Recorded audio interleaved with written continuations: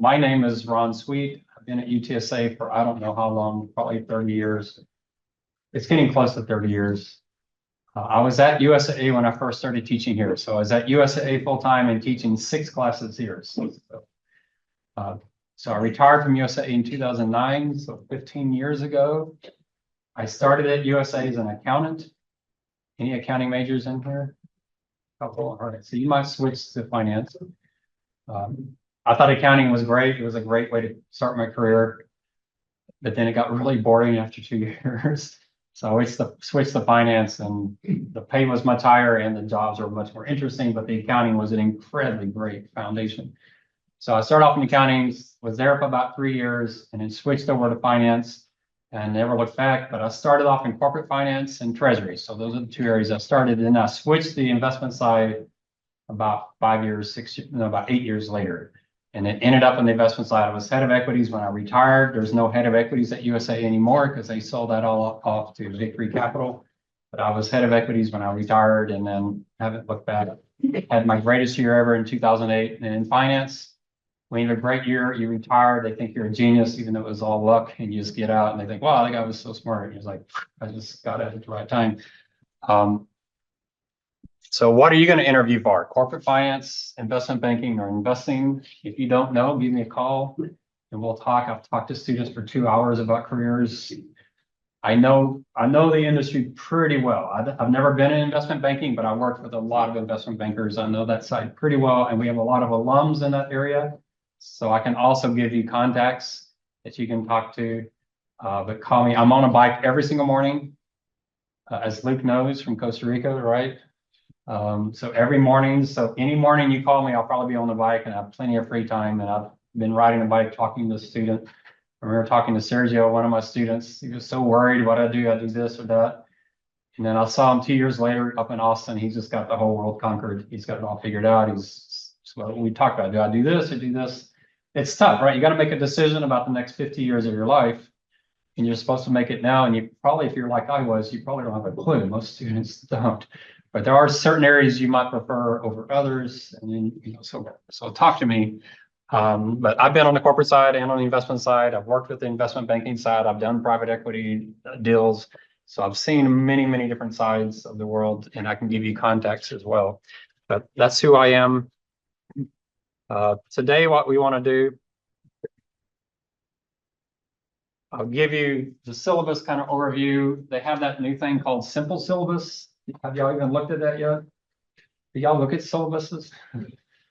So they've given us all this extra workload for syllabus, and I don't know if it makes a big difference for you. I put my old style syllabus out there, and the simple syllabus, I just did it as like in 5 minutes. So you probably want to just look at my old syllabus. But we'll go over to class, what you're expected to do, and then we'll spend some time talking about expressing markets, because your first paper in this class, we'll have to talk about markets, and I'm real picky about the wording. So you need to sound like a finance person and not sound like a college student. So we'll talk about that some today. So let's look at the syllabus real quickly.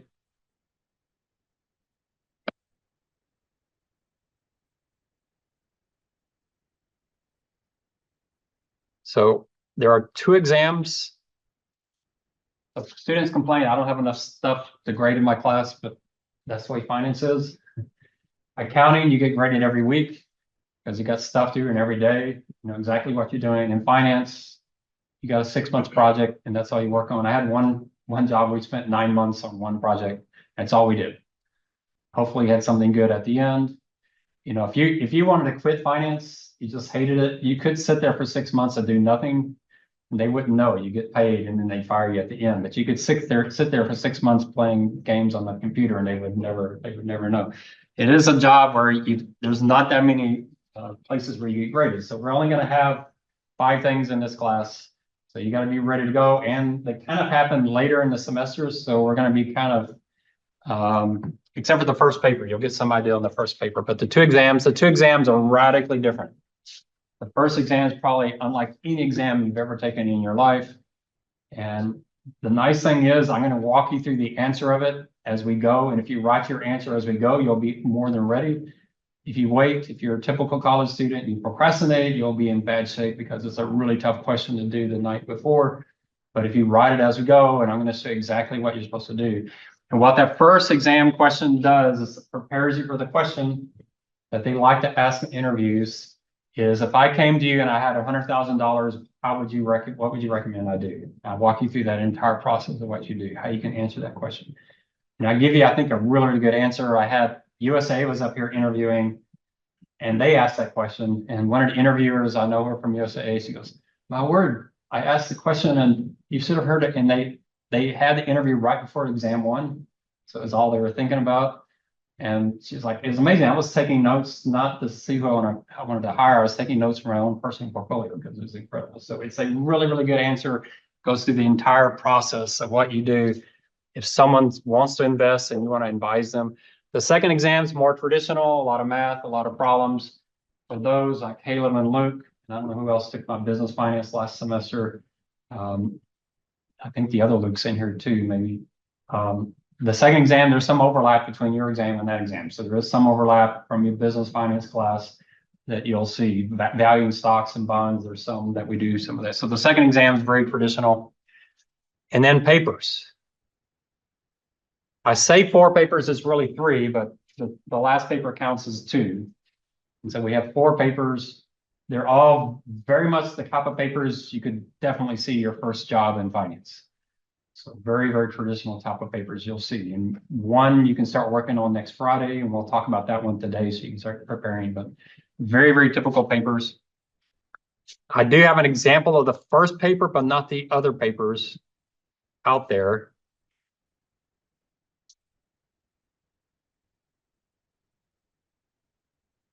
So I have some student examples. I'll just click on one. I don't like putting student examples out there because some students, they load that and then they just edit it. You can't do that. You got to write your own papers. But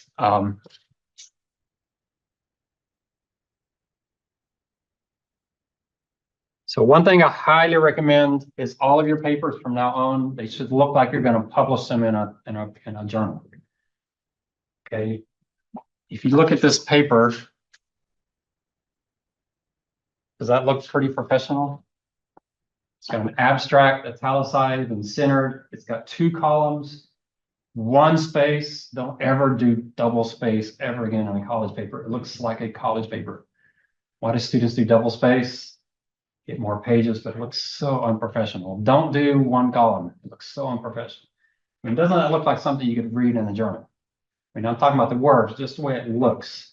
So you want to get to have it look, notice the margins. What do you notice about the margins? Extremely thin, right? So you want them to look publishable. I like full justification, good titles, bolding. If you have a quote, he didn't quite do this quote correctly, but if you have a quote, he messed up on the margins. If you have a quote and it's more than 2 lines, you want to separate it, center it, and italicize it. So you can see that broken out. So you don't want a massive quote in a paragraph because it's really hard for the person reading to see that. So you're going to see that in the first paper, you want to have 2 or 3 quotes. So your boss in your first job, they may be interested in your opinion, but they're probably more interested in you going out and seeing who the bigwigs, those people we really listen to the most in finance. What are they saying? What did Jerome Powell say? What is Cliff Hassness saying? You want to go out and get those opinions and make sure it's a statement that actually tells you something. I've had students do quotes that say, according to CNN, the S&P was up 10 points. Well, that's not a very good quote. You want a quote that tells you something meaningful about what markets are doing. But he shouldn't have shortened you don't want the margins so thin here. So you want it to look, just center it and italicize it. The charts here, his charts are not very good. So we'll talk about on charts. You want charts in your paper. Oh, there's Luke. You want charts in your paper, but you want to make sure that the title of the chart tells the person reading why that chart is in the paper. If you want to say, wow, employment has really risen the last few months, you want to make that employment continues to shoot up. Unemployment continues to shoot up. You want that in the title. You notice he didn't really do that. You can hardly even see his titles. All right. So that you want graphs in there, especially the second paper. I'm going to actually give you some graphs that you can modify and use. So I hate these example papers because I get probably 40%, 50% of the class. Their titles are almost exactly as example papers. So don't do that. Write your own paper. Who knows what's going to happen when we do this next jobs report? You actually have a pretty exciting one to use. I don't like charts like this. Don't give your boss a chart that has 80 numbers in it. They're not going to look at it. Now, he did a good job if he did highlight. So this is the ISM. He did highlight the most important numbers. But he probably could have just left the chart out and just put those 3 numbers in his paper and saved his boss a lot of searching around. So don't put a chart in your paper just to put a chart into your paper. Find some exciting charts. So I don't know how many of y'all have a Bloomberg account. How many of y'all do have one? Anybody else? Some of y'all? No, not even the one that were in my class last semester. All right, so do y'all know where the FSC is? 1.0104 in the business building, that computer lab. So go in there and get a Bloomberg account. It's really easy to do. If you're not sure how to do it, find my YouTube channel and I have Bloomberg videos, and the first one tells you how to get a Bloomberg account. So for paper 1, if you go into Bloomberg for paper 1, they have all kinds of exciting charts you can bring in. And it looks really good in a college student paper that you're bringing stuff from Bloomberg, that you can prove you know how to use Bloomberg. And Bloomberg has everything you need. They have some, I'll show you some of their charts when we get close to paper 1, just so you can see what they have. But you can, the nice thing about Bloomberg, you bring up something and there's like 80 things you can click on. And you'll sit there for like 10 hours because you're going to say, wow, this is cool. And then you click and it's cool. It's just amazing what you can do in Bloomberg. Really, really good data source. And do remember, as an undergraduate student, there's what your employer is looking for out of a student is that when you walk in a job, you know where the data resides, you know how to get the data, and you know what to do with it once you get it. So there's 2 really important ones you need to be learning, Bloomberg and Capital IQ. Do y'all know Capital IQ? I think in my class we use Capital IQ. So how many of y'all have a Capital IQ account? Few of you. Okay, so yeah, learn Capital IQ. It doesn't work on a Mac, and it can work on a desktop. A lot of students struggle, but they have fixed the FSC that all of those computers have Capital IQ, and they're working. So if you go on the lab, you can learn Capital IQ there. One thing you can definitely do on Capital IQ, if you go into YouTube and you just type Capital IQ tutorial, and this guy that has my haircut, well, he's got a little more hair than I do, but he does a great job. His tutorials are excellent. So I'd really recommend you set aside 2 or 3 hours a week where you sit in the FSC and learn Bloomberg. Bloomberg has something called Bloomberg Market Concepts. Anyone done that yet?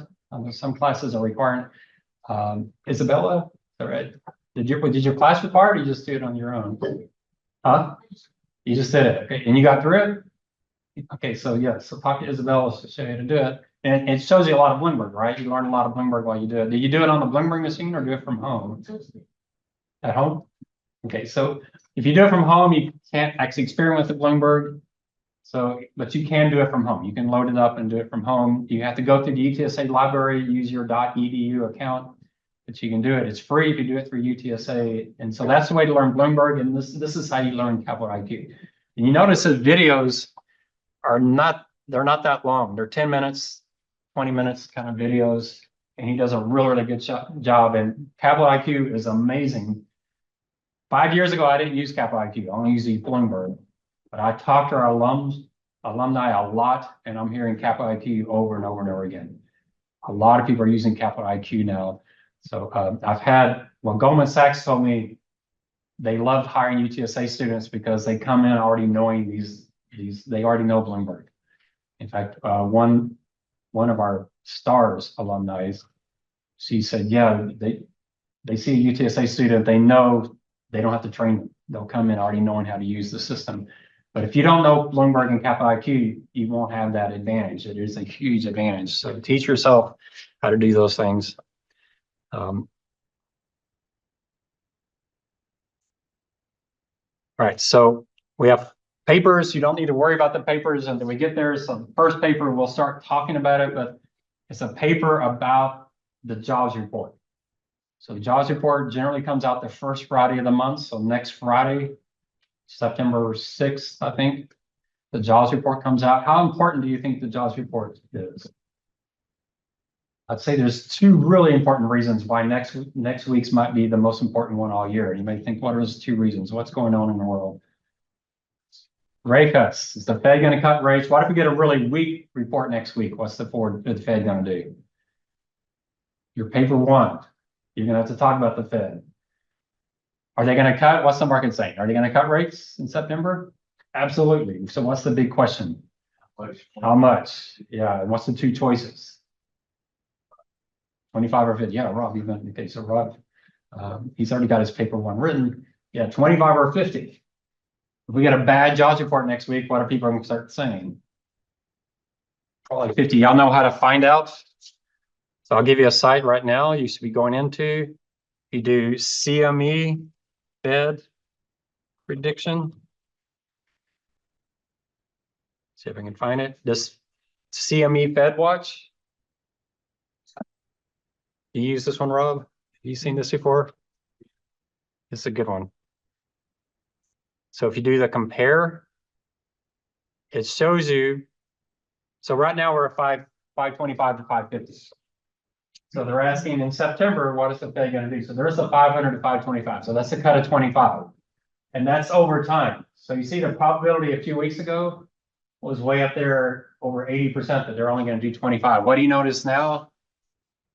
Here's the 50. You can see that probability is increasing. What do you think is going to happen? I mean, you should almost watch this next Thursday and Friday. We get a bad jobs report. Do you think that bar line is going to change? It's probably going to shoot up, right, to 50%. So the Fed's trying to decide do they cut rates or not. Inflation, we get an inflation number this week, right? On Friday, we get the PCE price index. That's supposedly the most important price, the inflation gauge for the Fed. What if that thing comes in at higher than expected? So then the Fed's got a problem, right? If inflation's too high, they can't cut rates. If employment's really bad, they got to cut rates. So we'll see. What if we get a really good inflation number on Friday and a bad jobs report next week? You might see some numbers over here, right? What if the PCE index comes in at 2.5 or 2.4, much lower than people expect, and then the jobs is only like 80,000 jobs? Yeah, the Fed may have to cut 75. So that's gonna be a big part of your paper one. But you have these resources you can use to look at them and see what the market thinks. You could put a chart like this into your paper, or you could just talk about it. Putting into your paper, how did the jobs report change this prediction? That would be a good thing to put into your paper. It'd be really, really interesting to your boss. The second paper is an earnings report. I don't know how many of y'all follow earnings calendars. So who's reporting earnings? So who's reporting this week? That's really important. NVIDIA, right? Everybody's been watching that. It's going to be really, really huge. So paper two is I'm going to go out. I actually go out and find companies. And what I'm looking for is a really interesting one. So a firm I reported, they're expecting $1.50 and they reported $1.50 and the stock moved 0.2%. That's not going to be a good paper. So I want the one that missed or beat and the stock moved 5–10%. That's what I want. Kind of like what Walmart did a few weeks ago. Something really huge that's interesting and exciting. We'll see. I usually can find about 20 companies. And if you see one, let me know. I'll look at it and see how it looks. That's the second paper. And then the last paper is you're going to pick a company, you're going to value it. You can go through the entire process. It's a really good, if I teach a security analysis class, that class spends the entire semester just doing your paper 3 and 4, but in much, much more depth. So you're going to do a miniature security analysis paper. It's going to be a really good exercise. So the reason I do that, and one of my complaints with college, I discovered this a lot with students when I was interviewing students, because I was really frustrated how little students knew in finance. It's like, what did they teach you? What I discovered is a lot of finance professors, they give their students the hard stuff, and then they ask the students to calculate the easy stuff. They give them betas, they give them discount rates, they give them market risk premiums. Guess what? In your first job, what is your boss going to give you? Zilch. If you don't know how to come up with all that stuff, you're going to be in a lot of trouble. So that papers 3 and 4 gives you a baseline. If you had to do it from scratch, what would you do? And if you did what you did, and just what we're going to do in papers 3 and 4, you'd be okay. You'd rather do what we do in my security analysis class, which is the full-blown thing. But if you just did papers 3 and 4, they would be impressed. They'd be happy that you knew what you're doing. You could sit down and do it. So it's a hands-on application paper. I do count attendance. So if you don't come to class, drop this class. Attendance is important to me. I'm not going to talk to a computer. That's not the reason I became a professor. So come to class. If you don't want to come to class, just drop. I have students say, well, can I just take it online? Like, no, not for me. I know I'm going to be an old fogey, but I don't care. I don't talk to computers. I know students take it online and I watch them. I see students in the FSC at their 7:30 class or 6 o'clock class, and none of them are listening to the class. Some of y'all probably done this. You don't have to tell me, no confession time, but they have one wild question that they're going to throw in and ask somewhere in the class just so the professor thinks they're paying attention. Once they do that, they just stop paying attention. It's an incredible waste of time and money and energy. So I'm not going to do that. I'm here. I want to see y'all here. So if you have good attendance, you can get 20 added to the grade. If you miss a lot, you could have up to 50. And at some point, I'll just tell you the drop because it's just not worth it for you to miss that many classes. I think 20% miss is horrendous. Like I only missed 1 out of 5 classes, but if you think that's okay, then in your first job, miss 1 day a week, not tell anybody, and just see what they think and see how that goes. You might be surprised. But I know I'm old fogey, but I'm sticking with it. And then the easy thing, the instructor survey, if you do that, you get an extra 1% added on your grade. So that's easy. So that's the class. Any questions on this? There's not much you can do now about these, except for you're going to start working on exam question problem 1. Probably on Thursday's class, we'll be getting in that pretty heavy. Any questions?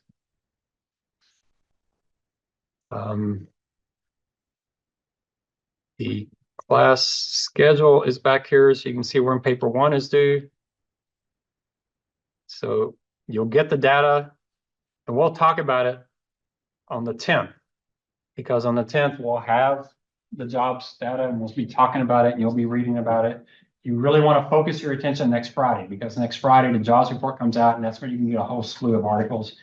I recommend you come in here and get on the Bloomberg machine and click ECO and click on the jobs report. ECO is for all their economic stuff. Click news, NEWS.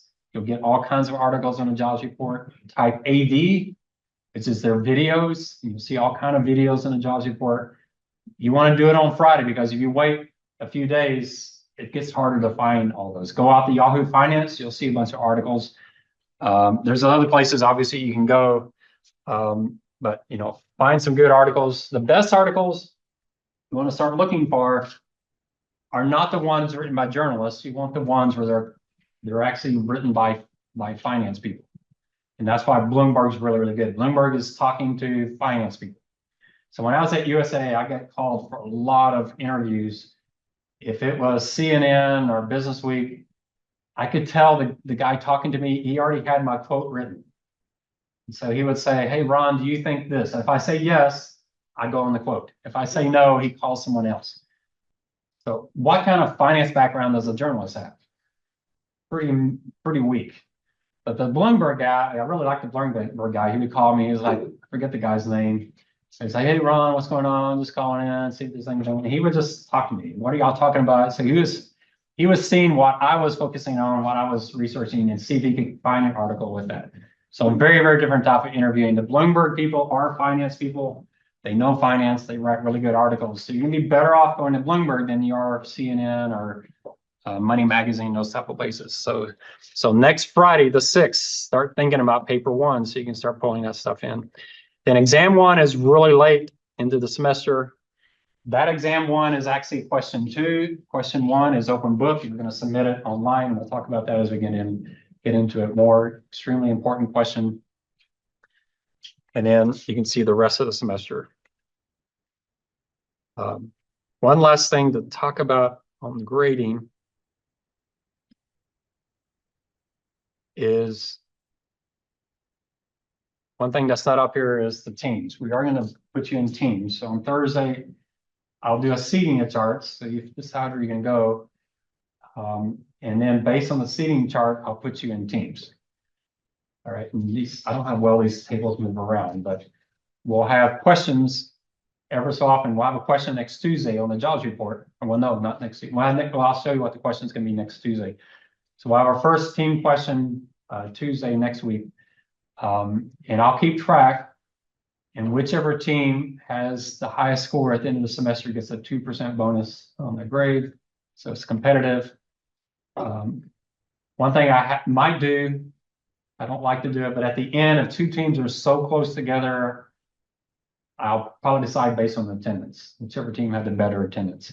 Because it is a little subjective. I grade the teams pretty quickly, and it's possible if, it's a fraction of, 0.01 difference. It's really a tie, so we'll see on that. So watch your attendance as well. So any questions on that on the teams? So on the teams, we practiced up for the papers, we practiced for the exam, and especially the second half of the class, almost all the team questions are exam questions. Practice exam questions, and so that gives me a chance to see where you are. And if y'all bomb on the team question, I'll probably give you that question again. We did that in my class, didn't I? Y'all had one or two where y'all just like, okay, no one was ready. We're going to do this again. Make sure you're ready next time. All right. Any questions? Are y'all like scared to death or excited? I know I'm a weird professor. So what's the goal here? I have 3 goals. Comprehension, retention, application. That's what I want. Comprehension, you got to understand the material. How do you do that? Read the notes in advance. One thing I highly recommend, I see a lot of PCs. There's been a lot of studies. In fact, I've been reading a lot of books on this. I just finished one here recently. It was an interesting book. I actually have the notes from what she said. Typing notes is not good for your brain. When you type notes, you're like a secretary taking dictation. You're focused on the words, not on the meaning. When you write notes, your brain is actually drawing pictures, making connections. I know y'all don't like writing. Some of y'all can't write anymore, right? Your hands just get too sore. But I think you're better off writing notes than you're typing them. There's studies that people who write notes have a much, much higher comprehension than people who type notes. But one thing you can do for me starting Thursday, don't sit there with nothing in front of you. All right, I know today's introductory, but don't sit there with a blank table in front of you. It just drives me bananas. When I see that, it's like a student saying, there's no way this professor is going to say anything of importance to me, so I'm not even having anything to write down. So make sure you're ready to write some notes. Retention. So I love to ask students at the beginning of the semester, and I won't ask Caleb, Luke, and Luke to do this, but if I were to ask you to write a summary of everything you learned in the class last semester, how many pages deep would you go? Off the top of your head, summarize business finance. How many pages would you go? Do y'all remember the template for financial analysis? Short-term viability, y'all remember those 2 things? You remember, Luke? Yeah, just trying to Starts on L and S. Liquidity, Solvency, what was long-term? M and a T and an M. margins. But that's the thing. How much do you remember from the previous semester? I've had some students come up in tears say, I don't remember even a paragraph. If that's the case, what are we doing here? What a waste of time. We have some pretty impressive buildings on this campus, don't we? Is it all a waste of money? Are we just like spending taxpayer money just to pretend like we're doing something? So you got to have retention. I've been reading books on retention. How do you do retention? I read one book and I tried it because I've always, as a finance person, you need to know the world. So I was trying to memorize all the countries in the world, and it just wasn't working. And I read this book and I tried their trick. And in 3 weeks, I had all 220 countries and territories memorized. So now when I listen to The Economist, I read The Economist every week. If they mention Burkina Faso, I know exactly where it is. I know who its neighbor is. I know what's going on. I know what's going on in countries north, south, east, west. And those stories that I hear from The Economist, I now remember them because I know where the countries are. And so, but how did I do this? So how did I say, first of all, you write your notes instead of typing them. The second thing is quiz. You quiz yourself constantly. How do you do that at the end of the class? You look at your notes, and you come up with quiz questions, and then you space it. After 3 days, you go over those quiz questions, and then you wait 7 days and you do it again. You just space it out. And it's amazing how that sticks in the brain. And isn't retention what you want? Don't you want something that you remember 20 years from now? And you don't just remember it and dump it. So retention is very important. And an application, that's why I'm giving you papers 3 and 4. And even really papers 1 and 2. It's a good chance in your first job, they're gonna say, hey, the jobs report comes out tomorrow. Can you have a paper on my desk by 9:30 a.m.? And you can look back at what you did in this class, you know exactly what to do. But papers 3 and 4, you walk into a job and they say, hey, value this company for me. You can just follow that. You know exactly what to do, where to get the data. So that's what you're after, so that in your first job, you step in being valued. And as UTSA produce students like that, I can tell you one story. There was one student I had, he actually made the newspaper here locally. So his mom, single mom, came here from Mexico, just barely getting by. I was talking about how amazing what she did. He went up through San Antonio schools, came to UTSA, just an incredible kid. I say kid, I think of y'all as kids, sorry. Incredible young man. And he applied at Goldman Sachs. He didn't answer back. So Goldman Sachs called another UTSA alum and begged him to call this guy to accept the job because they were Goldman Sachs was desperately eager to get a UTSA grad. He took the job, he went up there. He was in an algorithmic trading department, which sounds pretty complicated. And he had all these Stanford MBAs, and they didn't know what they're doing. So his boss had him train them on his first day, because they didn't know Python, they didn't know how to do programming, they didn't understand Bloomberg. That's pretty impressive, isn't it? A UTSA undergraduate student went through San Antonio schools, and he's training the Stanford graduate students how they do their jobs. There's nothing and that you have to apologize for UTSA. UTSA students are killing it.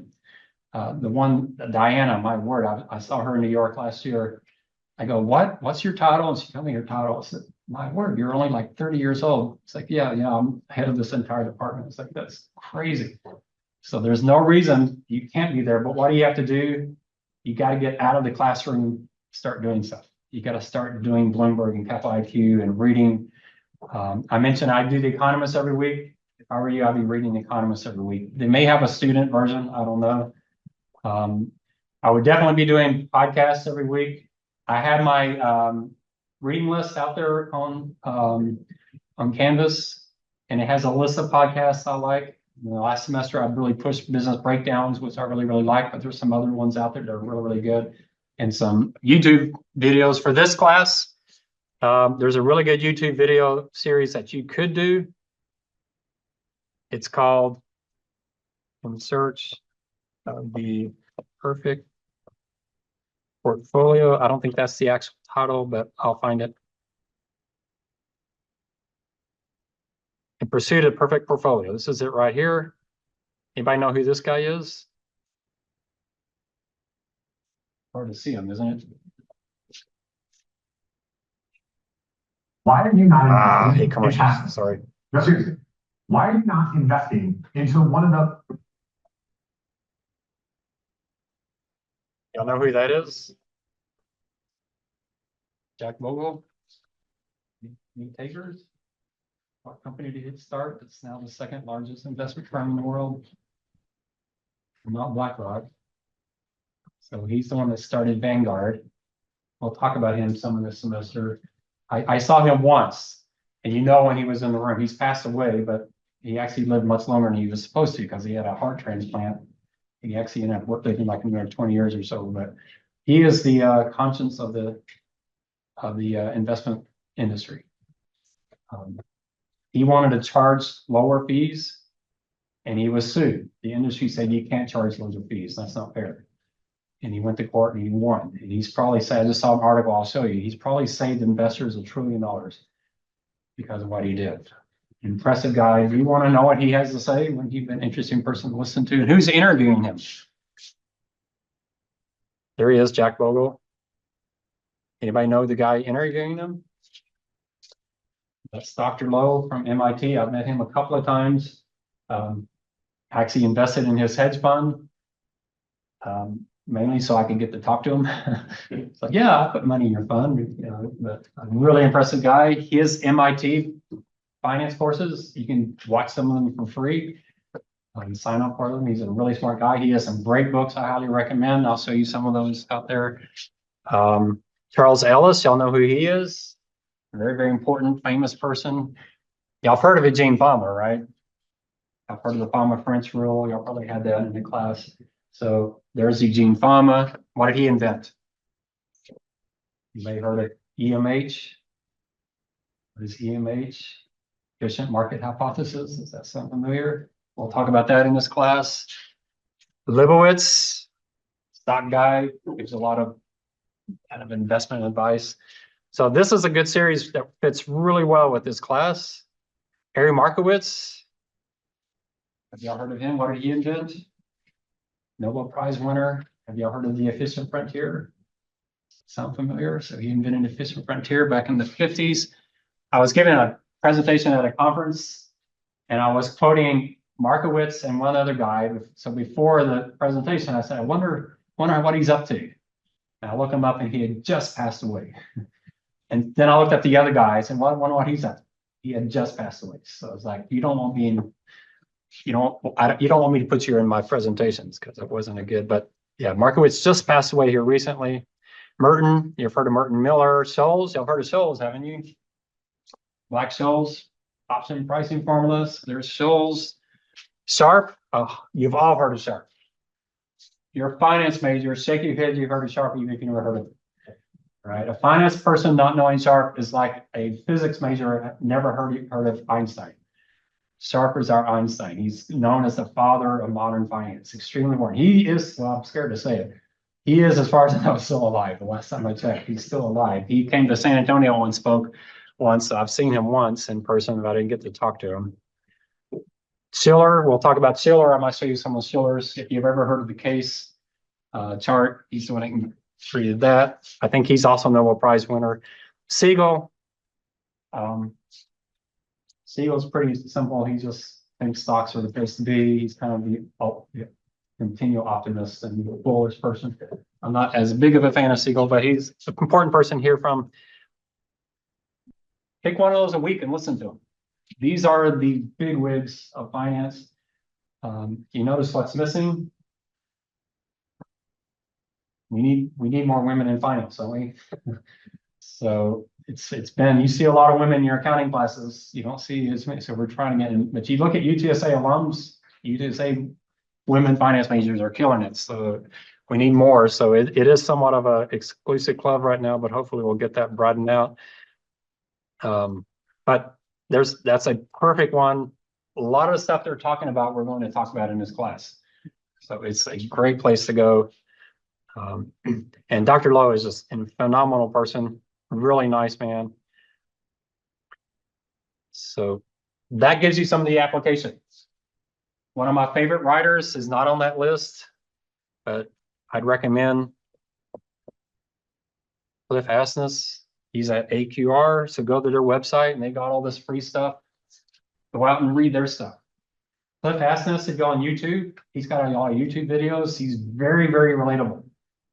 He's a quantitative person. He could go over your head really fast, but in his interviews, he keeps it understandable so you can follow him. He's really, really good.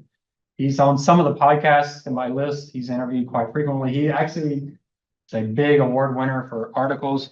Another place you can go is GMO.com. I love GMO. They're really, really good site. Jeremy Grantham is the G there. You get in, you have to have a registration, but it's all free. So register and they'll send you stuff. They just sent me their 7-year forecast, which I really like. What I think is going to do well. And that 7-year forecast has been incredibly accurate the last 50 years or so. He's been doing that. But they're a great shop. They're the shop that's famous for bubbles. So if you think about market bubbles, Jeremy Grantham has done an enormous amount of research. So a lot of people are worried about the stock market today. Is it in a bubble? Are stocks too expensive? And Jeremy Grantham has been predicting a 50% sell-off in stocks for the last year or so. And he would know, if anyone would know, because that's his study. So really good place. A lot of other places, if y'all have places, y'all have links you really like, let me know and I'll add it to the reading list. Where do you go? But you need to get in the habit of doing something on a regular basis. So if I were you, I'd be spending 2 to 3 hours in the FSC doing Bloomberg and Capital IQ.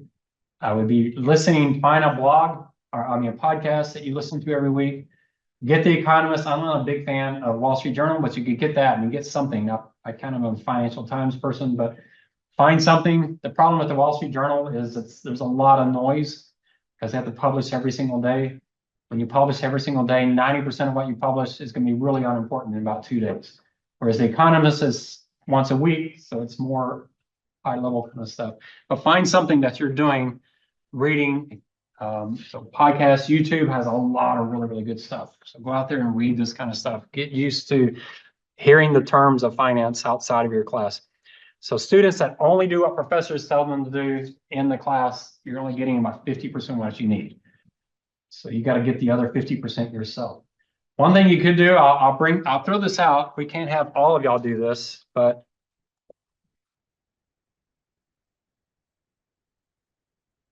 so you have the UTSA Investment Society. Luke is a big part of that. Who else in here is in Investment Society? Sure. Sandy, anybody else? But we'll start meeting in a couple of weeks, but we've already started. In fact, this whole summer we're meeting. So every Monday and Wednesday we meet at 2 o'clock and we write a blog. So on Monday we write a blog. I don't know if I can find it or not. I'll show it to you. But every Monday we get together and we write a blog of what the markets have done the last week. So on Monday we're looking at economic data and markets, high level markets. On Wednesday we're looking at companies. What companies reported earnings, what company stocks went up or down, and why. And so on Monday, we look at markets and then we have a recommendation. We recommend you over allocate here and you avoid this. On Wednesday, we're gonna have stock recommendations. Here's our buy list. If you want to participate in that, if we get too many students, we'll break it up into teams and you can rotate around. But what we'll show you is how do you get the data? How do you use Bloomberg to get data on the economy? How do you use Bloomberg? We have what's called a dashboard. It's an Excel spreadsheet that's tied to Bloomberg.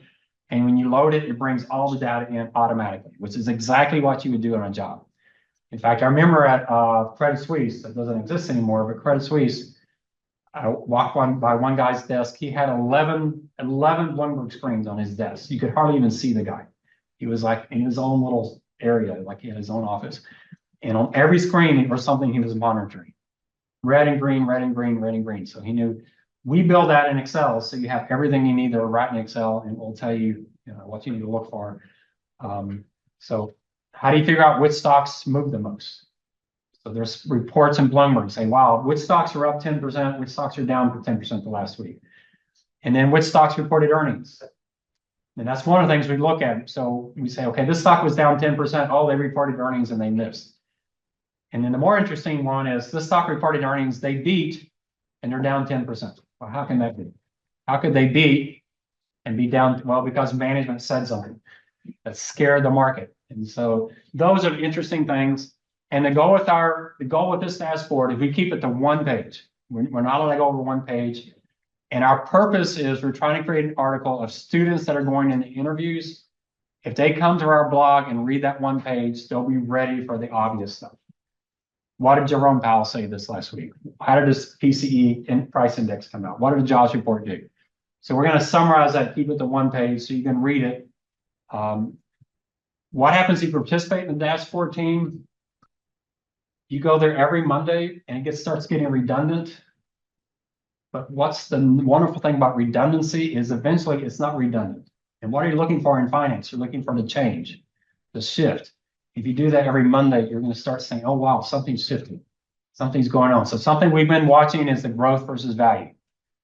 The Magnificent Seven, the NVIDIAs, the Microsofts, they've been driving markets higher. Well, a few weeks ago, they unwound and small cap and value stocks started outperforming. Was that a shift or not? Well, then it went back the other direction. So those high growth tech companies, they just keep taking over. And is that going to go on forever or are they going to unwind and these smaller companies, these cheaper companies are going to do well? Who knows? That's what we're looking for. So every week we're looking at that and you notice 2 weeks in a row, 3 weeks in a row, wow, something's shifting, something's changing. What if you did that every Monday and then you had an interview on Tuesday? How would you fare versus other students, do you think? Wouldn't you think you'd blow them away with your knowledge because you've just been doing that? It's just second nature to know exactly So what has Japan been doing? Have you been following? Rob probably knows, but so Japan hit a record in 1989 and then fell off like 80 something percent. And they finally hit a new record when? July 10th, 2024. It took them your entire lifetime. Y'all weren't alive in 1989, were you? So the last record for Japan was before you were born. They finally hit a new record. What have they done since? They sold off. Why did they sell off? So paper one, what happened in the last employment report? We had a bad employment report, and what did the Japan Bank of Central Bank do? They raised interest rates. What did the Japanese stock market do? Sold off 20%. So they hit a new record high and then they sold off 20%. What have they done since? They're back up 20%. They're not back to where they were, because if you fall 20% and rise 20%, you're still behind. But they're about 8% off their high. But if you're writing paper one off of that last jobs report, you would be talking about the Japan Central Bank, and they're raising rates because that spooked markets. And that's why y'all noticed how market sold off a few weeks ago. It was a combination of bad employment report and what Japan did. Well, what else is Japan doing? Let's say you put all your money in Japan and say, wow, that'd be great. They hit a new record. Would you have done well? No, you wouldn't have done well. Why not? Because what's the yen been doing? The yen's been crashing. So you would have been up 40% in Japanese stock market, but you lost 30% on the yen. You wouldn't have done all that well. So those are the kind of things you walk into an interview. If you know those things, you're ahead of 99.9% of the other people you're competing against.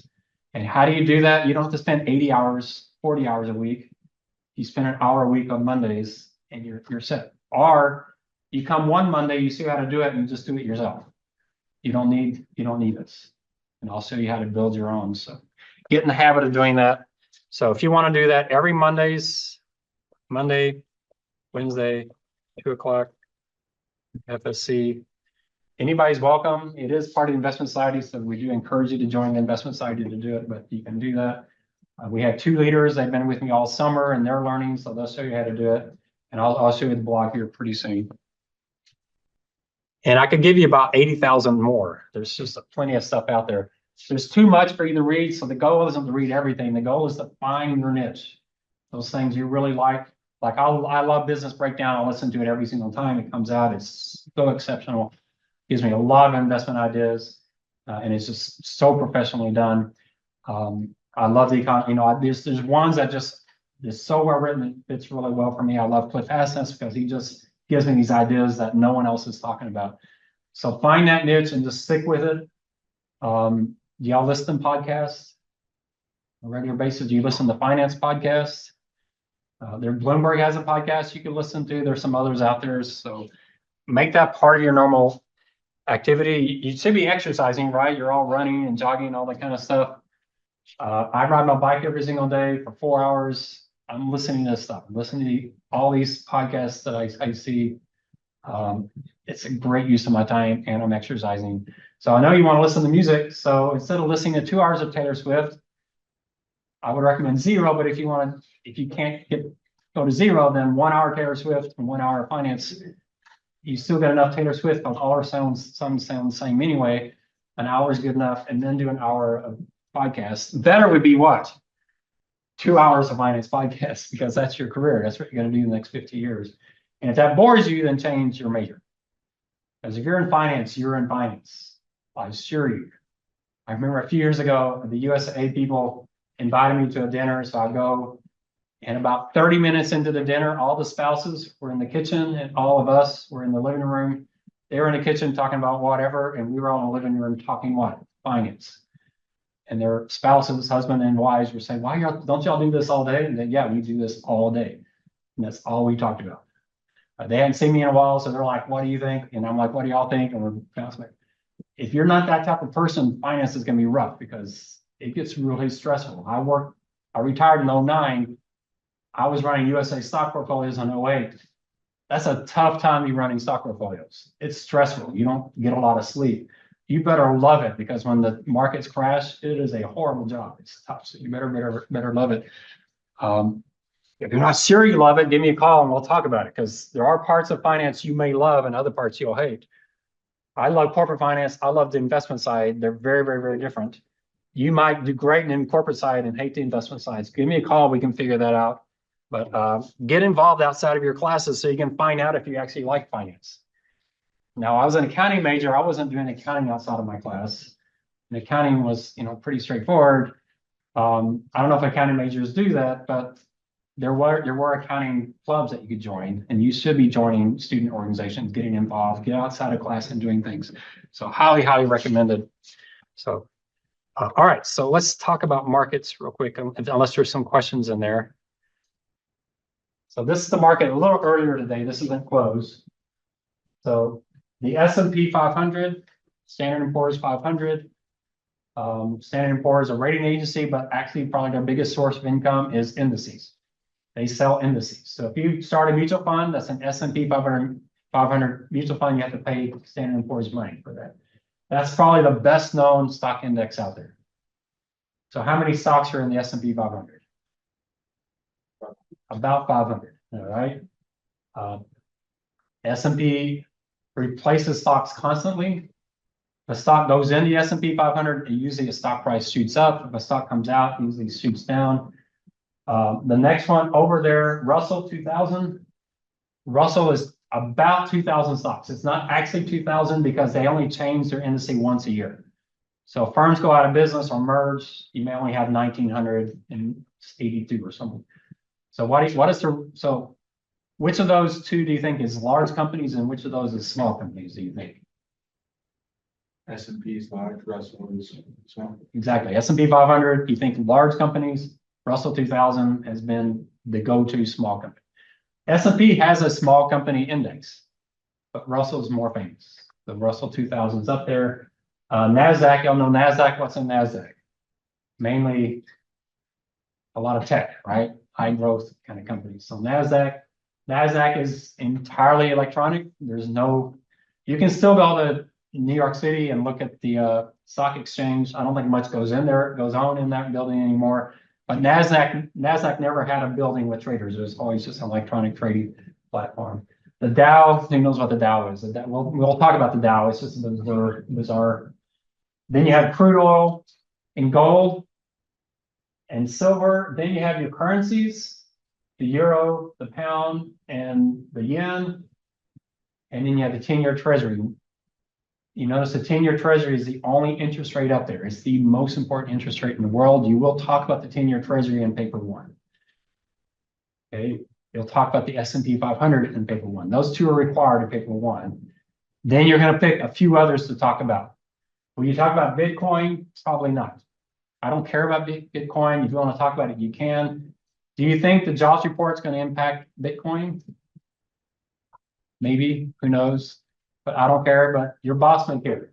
If you know your boss doesn't care, do you want to put it in your paper? Probably not, unless you want to convince him or her that they should be paying attention to Bitcoin, but probably not. So Bitcoin's probably not going to go into your paper.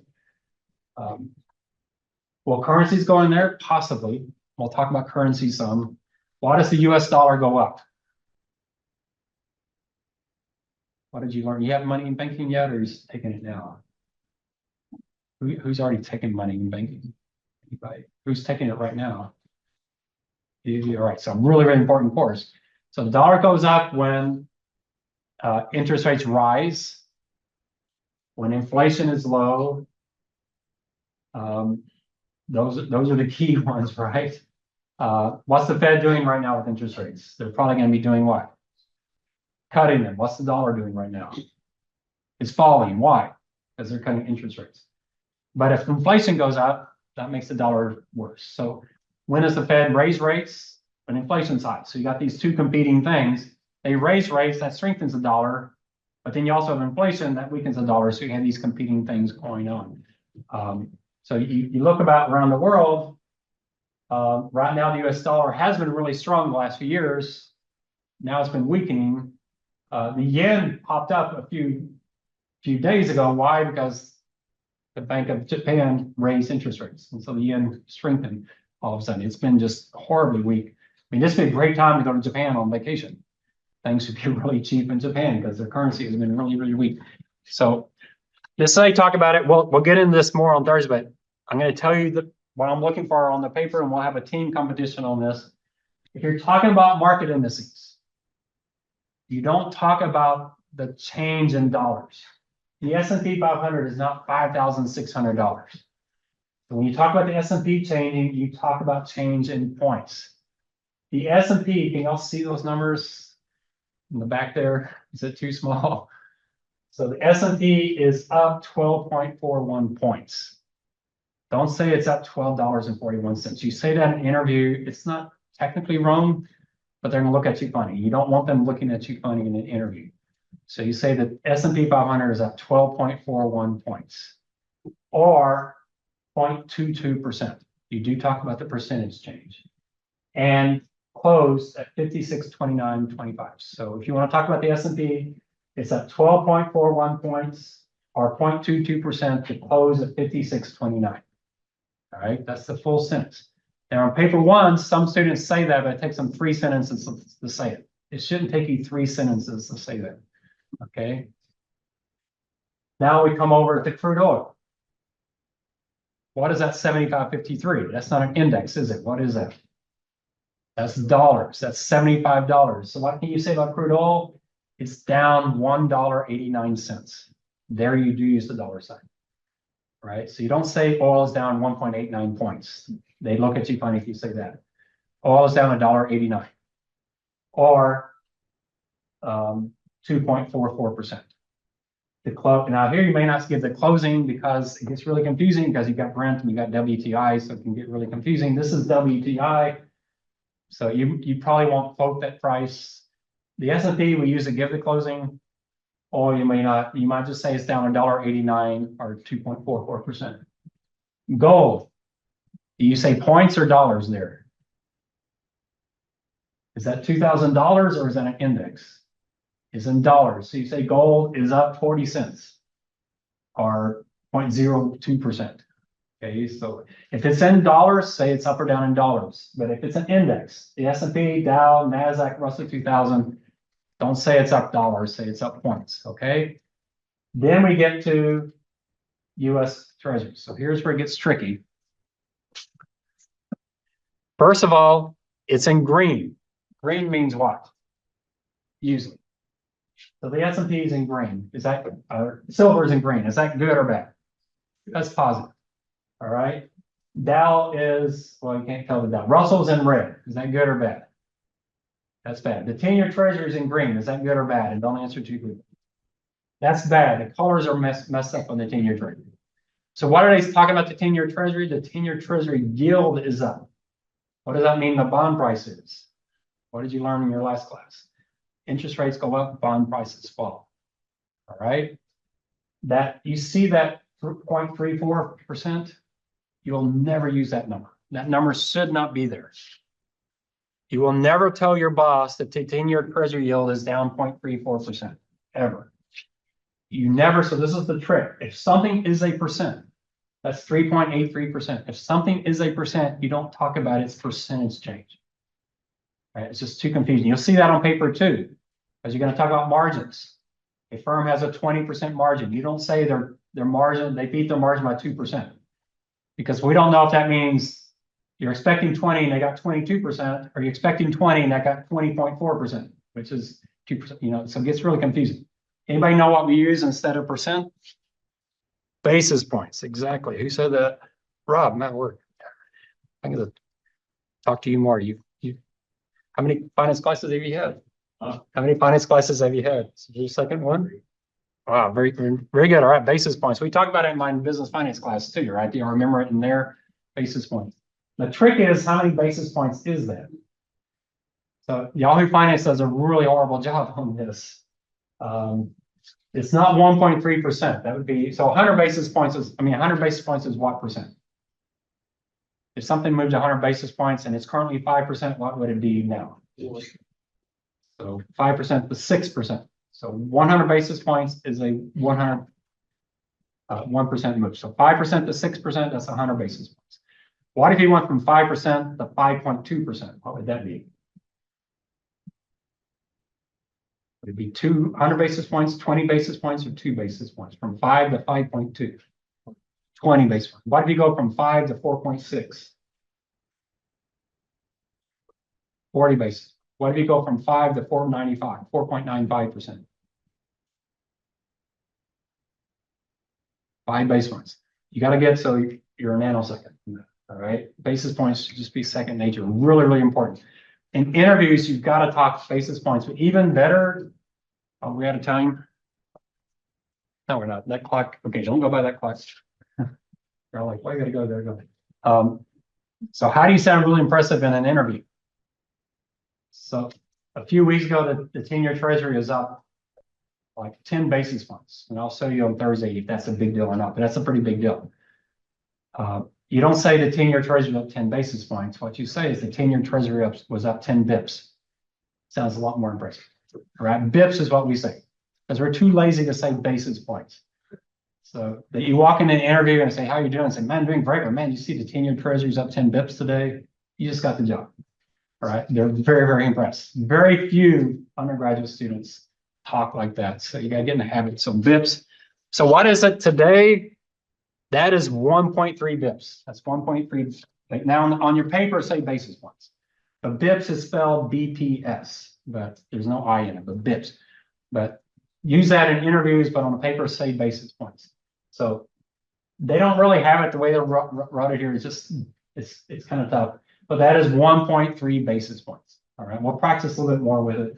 So you don't use that 0.34% at all. If you do that on your paper, you're going to lose points. If you say the 10-year treasury was up 0.34%, you're going to count. We don't talk like that in finance. It's really, really confusing. All right. So on bonds, you talk about the change in yield and basis points. You give the closing yield. So you say the 10-year treasury was up 1.3 basis points to close at 3.83%. And you're also going to mention about the bond price. So the 10-year treasury fell slightly today as the yield was up 1.3 basis points to close at a yield of 3.83%. You want to actually give the price or percentage change in the price, right? Because with treasuries, you're like, what 10-year treasury is that? Did the U.S. government issue a 10-year treasury bond today? Well, no, they didn't. So what is that bond? Well, what they do is they go out and look for bonds that are maturing in about 10 years. And there may be 15 of them. This is just one of those, or maybe a combination of them. And so you don't know exactly which one it is. It used to be in newspapers. It's hard to believe this, but newspapers used to list every single stock in the market and every single bond in the market, pages and pages. And so that's how we figured out what the 10-year treasury was. We went out 10 years. We found a bond that was maturing in about 10 years, and that was the 10-year treasury yield. But there may be 4 or 5 of them. So that's why you can't talk about the bond price change. Because there could be a bond maturing in 10 years that has a coupon of 7%. Maybe it's a 20-year bond issued 10 years ago. There may be one with a 7% coupon, a 30-year bond issued 20 years ago. Those are going to have different price changes. So we really can't talk about the change in the price. So you just say generally if the price went up or down. And then you have to add an adjective. So you need some kind of adjective. And we're going to work on this next class. I'm going to use some tricks. I like to say, when do you need to know that you should be gasping, that it's a big deal? All right. If the S&P 500 was down 7% today, would that be a big deal? It'd be a big deal. What if it was down 0.3% today? Not a big deal. So how do you pick? So if you say, if the S&P is down 0.2% and in your paper, you say the S&P crashed today, say, no, that's the wrong word. It's down 7%, the word crash might work. Japan being off 20%, that would be a crash. That made the news. But we got to know where that is. Well, I'll show you on Thursday. The standard deviation of the S&P 500 on a daily basis is right at 1%. Do you remember standard deviation from your stats class? So 1% is a good benchmark. If it moves more than 1%, that's a pretty big day. Less than 1%, it's not a big deal. So choose your adverbs and adjectives carefully. What about the 10-year treasury bond? Is 1.3 basis points, does that sound like a big day? You think people are panicking today with that? That's not a big day. What would a big day be? And I'll show you the 1-day standard deviation on the 10-year is about 7 basis points, between 6 and 7. So that those days when it moves 10, 15 basis points, those are huge days for bond markets. So if you're walking into an interview and 10-year treasury yields are up 15 basis points, you better know it. That's when you don't want to go on there and say, wow, I see 10-year treasuries up a basis point today. That's like, why do you care? It's nothing. But you say, wow, it's up 15 bips today. That's amazing. You're interviewing Victory Capital, a bunch of bond people. You can believe that's all they've been talking about all morning. You want to walk into an interview and you want to get ahead of that. You don't want them to ask, what did you think about the 10-year being up to 15? You want to get ahead of it and say it before they say anything. So you got to be, and that's the reason that dashboard team is so important. You're going to be seeing that and getting ahead of that. So 1% on the S&P, that's a big day. 7 basis points on the 10-year treasury, that's a big day, up or down. So that helps you a lot. So what we'll be doing to start next class is filling in his blanks. The S&P 500 rose 12.41 points. So I need another word. So that's the adjective or the adverb. Rose significantly, rose moderately. What do you think the day would be? Rose moderately, 12.41 basis points or 0.22%, closing at 5629.25. That's not just what you want to put in your paper. That's how you want to talk about it in interviews. Okay, get used to that language. Oil prices fell. Now, is that significant or not? I don't know the standard deviation of oil prices. I know it's much higher than the stock market. That probably is a pretty decently big day.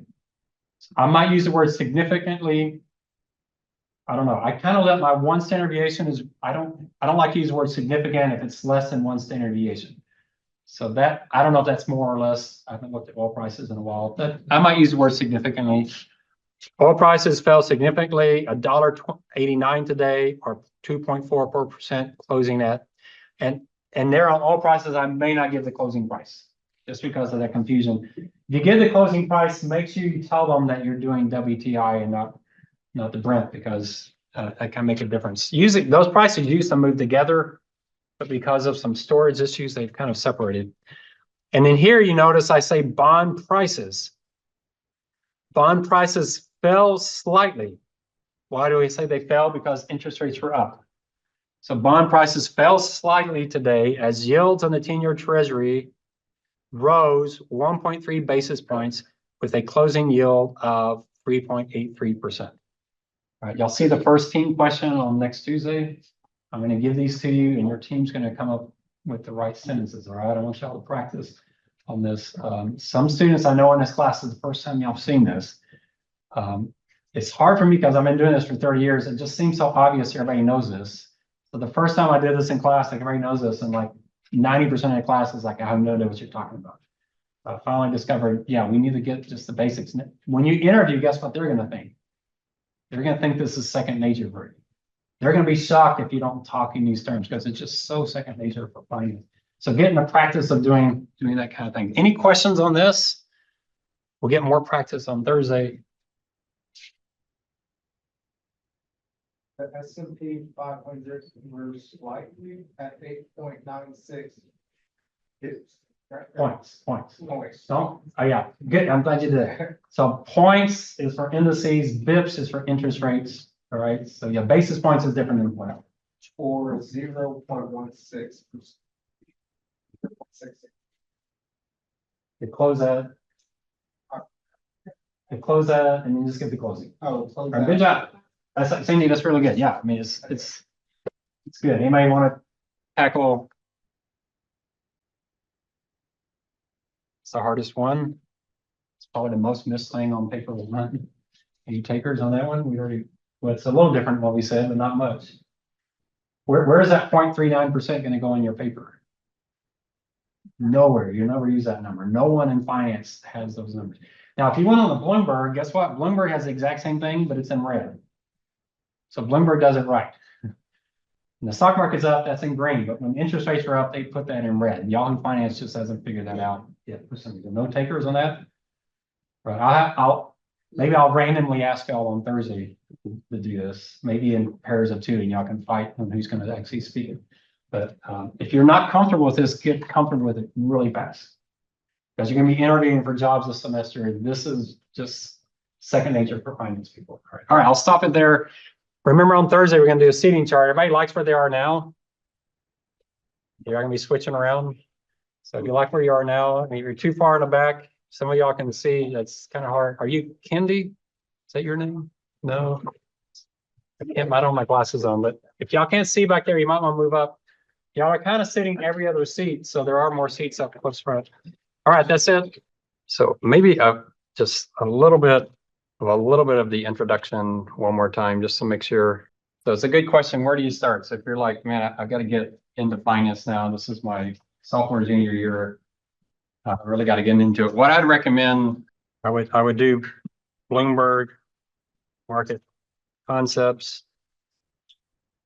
Isabella's done it, so you got to ask her how long it takes. I can't remember I did it during breakfast every morning, so it took me a few weeks to get through it. So just 20 minutes a morning. I recommend if you do it, that you do it here. So maybe set aside an hour a week where you go into the FSC, because I think you're better off if you're in the FSC. So when you're watching the videos, you can actually have Bloomberg on the machine. You can go to what they're talking about. One in particular, and it's almost really frustrating, is they'll show you a chart. You say, well, that's a really, really cool chart. And then you'll bring it up on Bloomberg. And because of COVID, the chart looks horrible now, because COVID destroyed everything. You have COVID and suddenly this big spike and the graph doesn't look so pretty. So it's kind of good to just see what one event, how much of an impact it had. So how do you do this? You get through it through the UTSA library under B.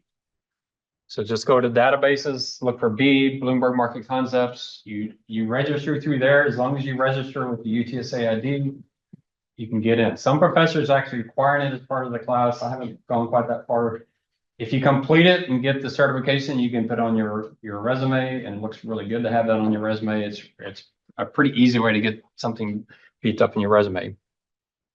And I'd say pick 2 podcasts to listen to each week. Which ones? You got to just experiment. I have a few in my list. Investors Field Guide, Shanahi, I can't say his last name, but O'Shaughnessy. I can remember his name because his dad's really famous, but I have to say his dad's name first. So O'Shaughnessy, I really like his. He does some really good interviews. The other guy that's on there, I forget his name. He used to be really good, but he's getting kind of esoteric now, where he's like, what would a safari hunt teach you about investing? And it's like, I don't know, I can quite get the connection there. So he's got a little esoteric. I think he's running out of guests. He has a few pretty good ones. I'd mentioned someone like Cliff Asness is one of my favorite people. He's on both of those podcasts. Really good interviews, very insightful. So those are pretty good. My favorite is Business Breakdown, but that's more related to corporate finance. But I've gotten some really good investment ideas from Business Breakdown. There's a lot of other ones out there. Bloomberg has a podcast that you can listen to each week. There's several of them. So pick some, and if you find it boring, go pick another one. All right. If you're bored, that's not going to be good. One that you're interested in listening to, and just make it every single week. I listen to The Economist every single week. I listened to every single article but one. They had one article I couldn't take. It was just too grotesque. It was about how vultures eat. And I was like, okay, I can probably skip this one. But I've read every single other article. I'm going to show you a bunch of economics articles that relate to this class. I've got about 75 pages is out there in Canvas of articles that they published here just in the last few months. Every time I see one, when I'm riding my bike, I take a picture of it so I can come back when I get home and just bring that article in. So there's a lot of really good articles. They do a great job of going around the world and talking about what's going on. And this has been a really important year because of all the elections all over the world, in India and France and in England, just massive elections. And markets are moving. So it gives you something really good to talk about. I don't know what Economist costs for student version. I've heard that they have either a an X or a Facebook or some version that's free that you can get to and read certain articles. So I don't really know on that. I don't know how it's expensive for me. I'm doing the full blown. I think it's like $50 a quarter, so a few $100 a year. So it's a little expensive. But pick something that you're listening to. If it depends on what you're doing. Like if you're on the treadmill, you can do YouTube. YouTube has a lot of really good stuff. So I gave you that pursuit of the perfect portfolio. That is so perfect for this class. So I'd recommend you do that. So have a system, set aside a certain amount of time during the week. I think the best time is exercising. So I do 4 hours a day on the bike. Half of that time is finance, where I'm reading books, listening to podcasts, listening to The Economist. It takes me Friday, Saturday, Sunday to get through The Economist. I do that every week. And it sounds really good because you all these British accents, so they sound really smart. And it's really insightful stuff. I mean, it's really stuff that you may not get anywhere else. I think it's articles that they don't do in the Wall Street Journal. So definitely do that. And then application. So you might do the investment society or start a group.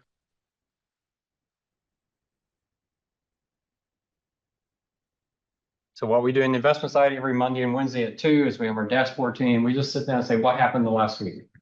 What came out, economic releases, how did the stock market react in the US? How did international markets react? What is the bond market doing? And on Wednesday, how did companies do? Which companies are up the most, which are down, which released earnings? So if you do that, you don't have to do it in the investment side, you can do it yourself. But if you do that and you're consistent every single week, when you get to an interview, it's going to be off the top of your head. You're going to know what to talk about. So you got to get, and if you find that really boring, then don't go into the investment field. Because that's what we do. That's all we talk about every day. At USAA, you come into work, that's all you think. We didn't know anything else, but what's the Fed doing? What's going over in Europe and all that? That's just what we eat up. So find some way, and it needs to be somewhat verbal where you're talking about it, sitting down with people and talking about it, using the right kind of jargon. Get into that habit. If you do those 3 things, maybe that's 2 hours, maybe that's 4 hours a week. You do that every week. That's in addition to your studying. But find some time during the week where you're not doing study stuff, you're doing something else where you could throw a podcast in there. Exercising, you got to exercise, right? You got to stay in shape. You got to be doing that. You might as well be listening to stuff. So people say, Ron, you're insane, Ron. You go out riding a bike 4 hours a day and say, no, I don't. I go out 4 hours a day to listen to The Economist, listen to podcasts, read books. I just happen to be on the bike when I'm doing it. And I recommend you do that the rest of your life. Anything that you're doing sitting at your computer that you could be doing on a bike or a treadmill, or go get away from the computer. If you have a staff meeting every day, get up, walk the stairs while you're at the staff meeting on their phone or whatever, So that's a good way to use that exercise time to also get some education, though. I highly recommend it. And the other thing, when employers interview students, they tell me the number one thing they're looking for is curiosity. They want to know that you're really interested in finance. And the best way to prove that is that you're doing stuff that gives you no credit in class. Doesn't help you grade, you don't get any hours. If you're doing that, that's the people they're interested in. I mean, we have UTSA alums, they started their own company while they're at UTSA. And they were scraping, this was years ago, even before AI was really getting going. They were scraping stuff off the internet using machine learning programs. And the company didn't go anywhere. But that still sounds pretty impressive in an interview. That's how excited they are about finance. So any comments on that?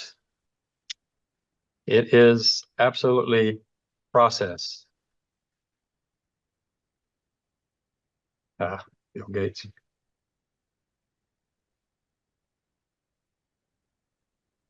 Repeatable process. I call it non-negotiables. What are those things so critical to your career, you're going to do them every single week, no matter what. So it's not like, well, Monday I go to Bloomberg. Well, you don't feel like it today, or I think I'll go do this. Like, no, this is my non-negotiable. If you get to that point, you got that discipline. You're gonna excel.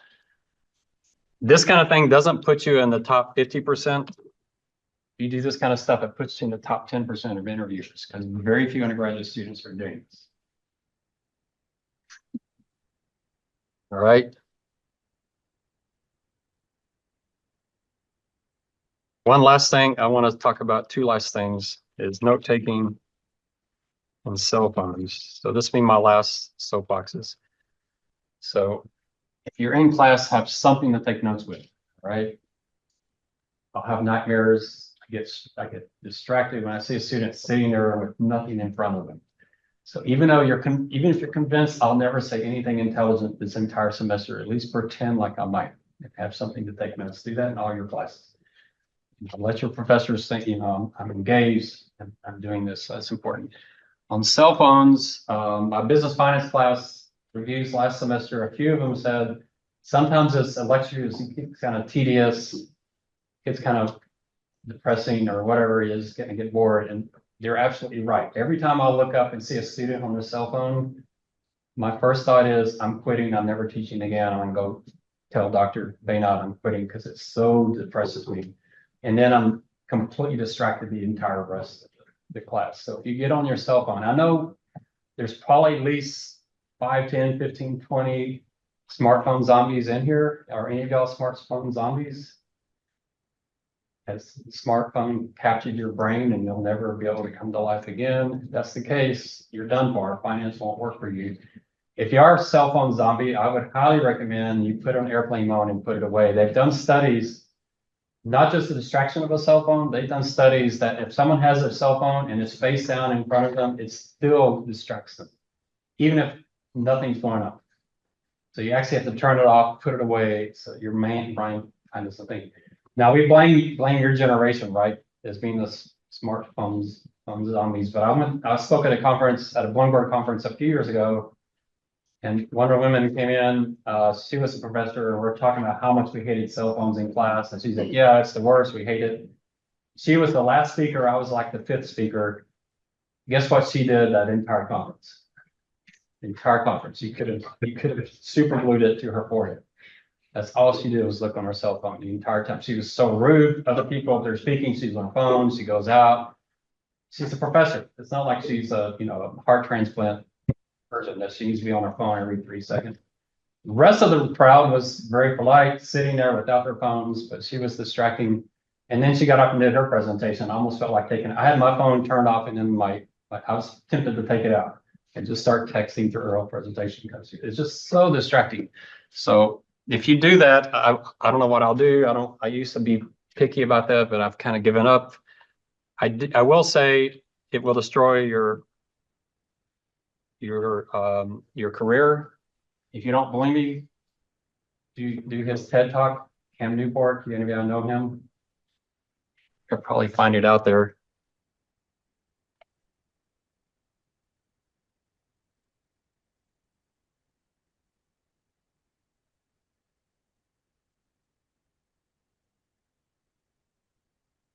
Here it is. So go find his. He has a book called, I think, Deep Thinking or something. I can't forget what it is, but it's a really, really good TED Talk. He talks about why social media is a huge disadvantage in your career, and he makes a pretty strong point. So I would listen to him. It's the funny part of it is he's completely shut down social media, and the other professors tell him you can't do that. You have to do it. And he's completely shut it down. And then they also say, why are you so productive? You produce more articles than anyone else. It's like, yeah, I don't get on social media. So he just says zero. I'm not saying you have to do that, but you might listen to his ideas and then get his book. You might read his book. It is a huge issue. It's a huge competitive advantage for those students who figure out how to free themselves from the phone and from social media. But all right, so that's my spiel. So let's talk about what we ended up with last time, which is expressing markets, and we'll get into question 1 on the exam. So this is a little bit old because the S&P sold off at the end of the day. So this is a lot better than it was earlier. So there's the S&P, there's the Russell. The Dow hit a record again today, but we don't really care about the Dow. I put silver in there, the 10-year bond, and NVIDIA. All right. So remember, if it's a stock market, you don't use dollars, you talk points, and not basis points. It's points. All right. If it's a commodity or anything with a dollar amount. So I got a stock up there. If you have an individual stock, you have dollars, then you use dollars. All right. So don't talk about the S&P changing in dollars. You change it in points. But if you got commodities or an individual stock, you'll talk about it's up or down $2 or $3. And for bonds, which is some students really struggle on the first paper. On bonds, you talk basis points. Anytime you're talking about a percent, you talk about changes in basis points. It's really confusing to talk about change in percent of a percent. All right. You want to try one of those? What was the S&P doing about an hour and a half ago?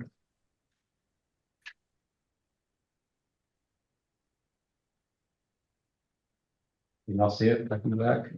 Rhonda, can you see it? So the S&P 500 was up, what?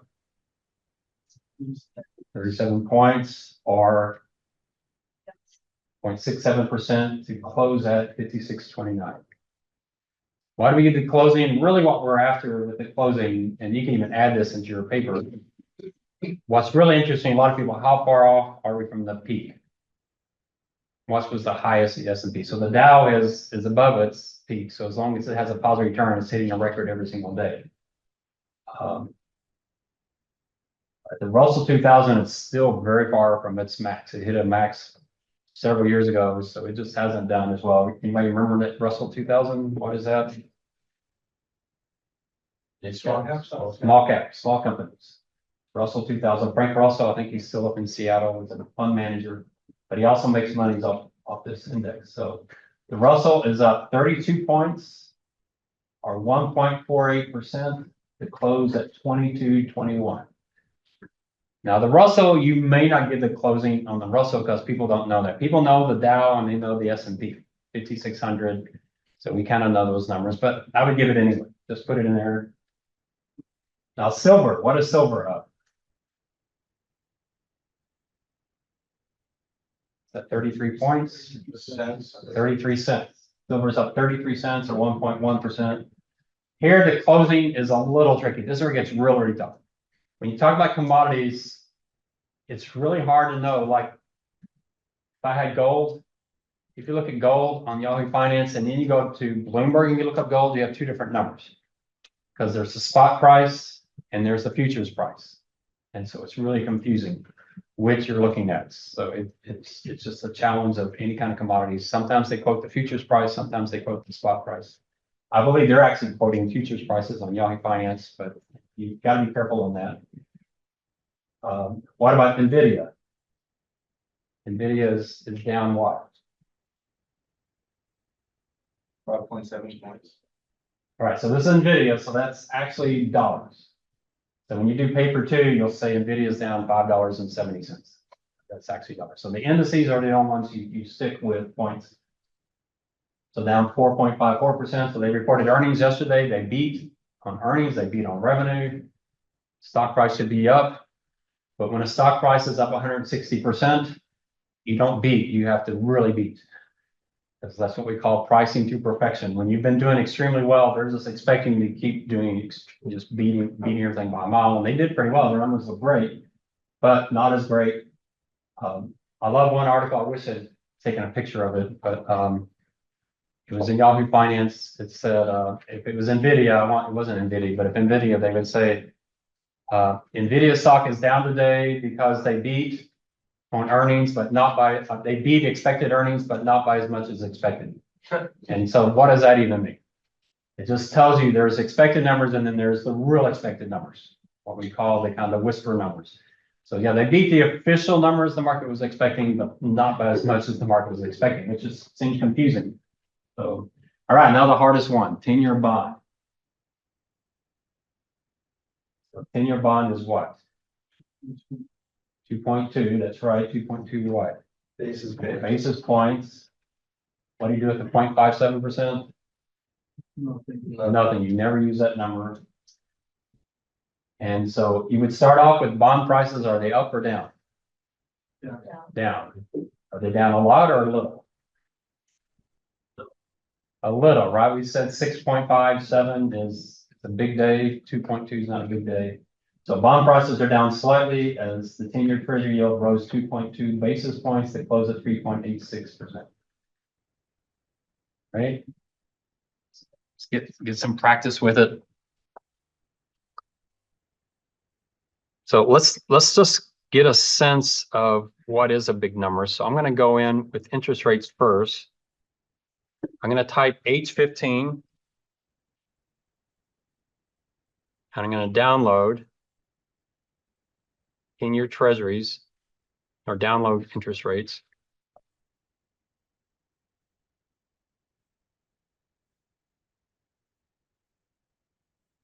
So here's interest rates. There's the 1 year. There's the 2 year. There's the 10-year. Those are the ones we typically look at. This is called the yield curve. The yield curve is 11 points of interest rate curve, starting with 3 months, then 6 months, then a year, then 2 years, 3 years, 5 years, 7 years, 10 years, 15 years, and 30 years. So it just shows you interest rates along the way, all the way back to 1962. I wasn't alive on this date, but it's not too far away. Unfortunately for the Fed, and I don't know why they do this, is they include holidays, which is incredibly irritating. I was going to show y'all today, but I'm not going to do it in front of class because it's not set up to do this. But do y'all use Copilot in here or ChatGPT? Y'all know how to do macros in Excel? So y'all should try this. I encourage you. If you don't have access to Copilot, I'll show you the link. I can give you a link to Copilot. There's a free version you can use. Maybe I'll show y'all next slide. We'll see. I'll show y'all. But you can go in Copilot and say, write a macro in Excel that deletes any row containing ND. And you can copy and paste, and they'll give you the entire code. You can copy and paste that into an Excel macro, hit go, and it will delete all of those NDs, just like that. So if you're not using Copilot or ChatGPT to write Python and Excel macro codes, start doing it, start practicing. This is a perfect example. It probably wouldn't save you as much time as just going through and deleting them yourself, but I recommend you do it. So it's really cool. Maybe what I'll do is I'll do a video of me doing it and showing y'all. I do it all the time. I did it last night with the program we do for my secure analysis class, and it blew up in the middle of it. It worked the first time and then it blew up. So it doesn't always work perfectly, but you will definitely be using AI to write macros and write Python code. So one of the great things about Python, you may not be a Python expert, but you don't really need to be anymore. You just need to learn the basics and then let AI write the Python code for you. And then all you gotta do is go through and know what to edit. You might tell Python, hey, pull stock prices for Apple for the last 20 years on a daily basis. And you run that, you got the code, and you just say, well, now I need Microsoft. You just got to go in and find Apple and change it to Microsoft. You got what you have. So start using AI more and more and more. I know UTSA is like discouraging you from doing it in some classes because they're worried you're going to plagiarize everything. But when you get on the job, you're going to be doing it. So you need to start doing it now. So just find some excuse. So this is a perfect excuse. Get Copilot, tell it to do that, put it into the macro, run the macro, and see if you can get it to work. All right. It's a good practice. I'm going to do it manually. I could probably beat Copilot because it's not too hard to resort this, but I'll do it.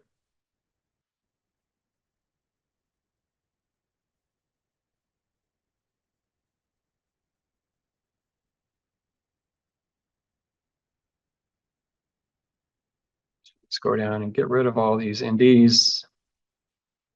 I guess the question is, why did they do that? I don't know anybody wants to know when all the holidays were. 60 years. All right, so what can we do with this?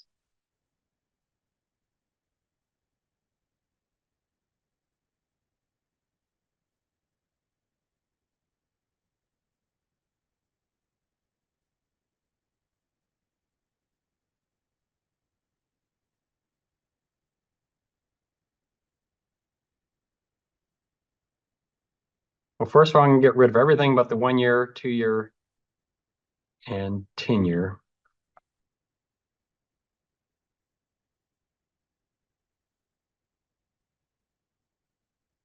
Oops, what did I do?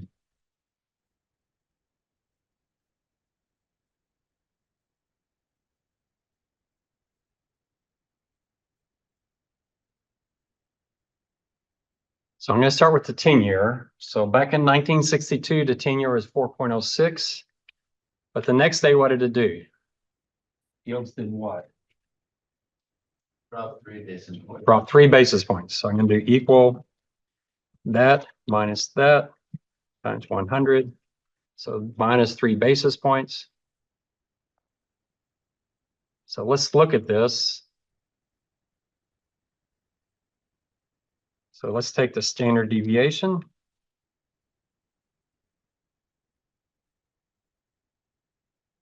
So remember I told you 6.5 to 7. So that's the standard deviation of interest rate changes on a daily basis. 6.5. Just leave that in your mind, because then if you walk into an interview, you see the 10-year treasury is up 12 basis points. What are you going to say? Big day. Then you can walk in, wow, do you see treasuries today? If yields are up 1 basis point, you go, wow, do you see treasuries today? They're going to be, what are you talking about? They didn't do anything. But if they're up 12 basis points, wow. Would you say, wow, treasury really sold off today, or treasury really rallied today? Interest rates are up 12 basis points. Wow, treasuries really sold off, right? Rates are up. So that 6.5 is a great number to keep in mind. What else can you do? Well, you can take the 10 minus the 1. It's actually officially the 10 minus the 2, but I'm going to do the 10 minus the 1. So we do 10-year minus the 1-year.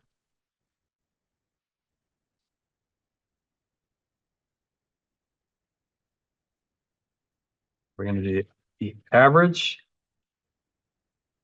I'm actually going to do the median.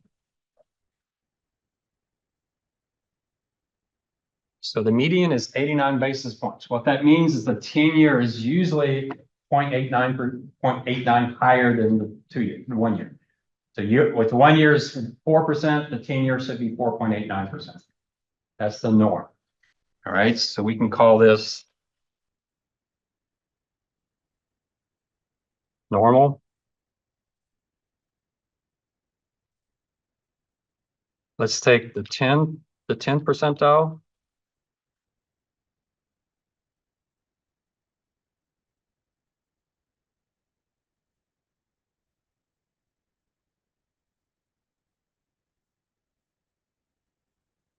So the 10th percentile is negative 45. That would about 10% of the time, the 10-year is lower than the 1 year, about 45 basis points. What do we call that? Anybody know that word? Y'all, I can't remember money and banking. Y'all taking that now? Maybe. Yeah, y'all heard this term before. Inverted yield curve. What does that tell you? Implies what's coming. Recession.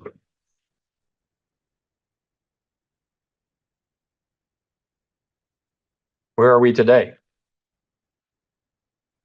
Negative 51. What does that tell us? Recession on the way. Is that true, or is there something wrong because of what the Fed? Some people think the Fed has done so many incredibly crazy things the last 5 years. You can't rely on that anymore. But if you go back historically, it's been a really good predictor. It predicted 2008, it even predicted 2020, which is amazing, because you think the 2020 recession was because of COVID, and COVID wasn't expected, and then still the yield curve was inverted in 2019. So it even predicted one where it's like, how do you predict that?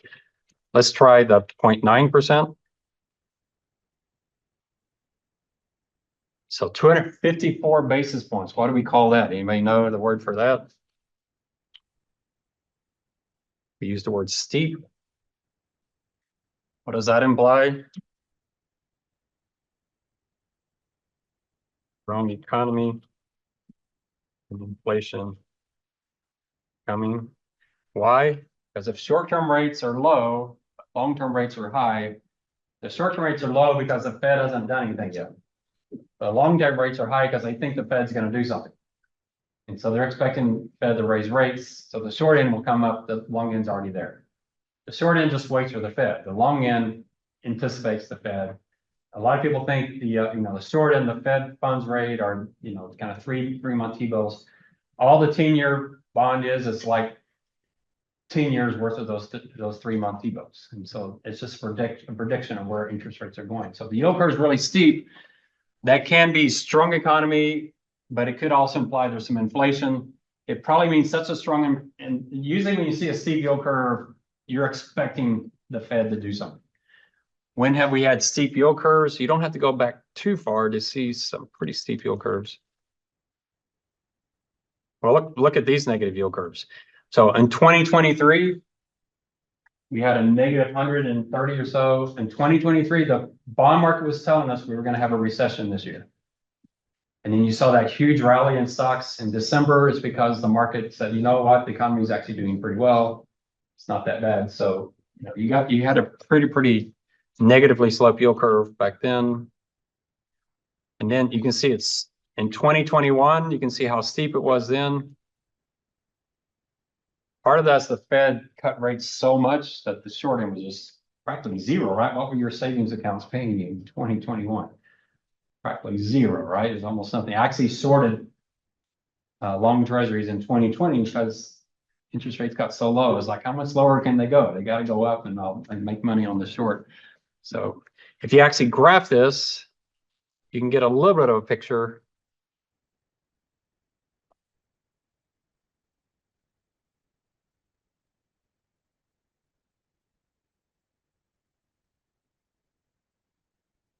If I put the dates in there, you'd be able to tell.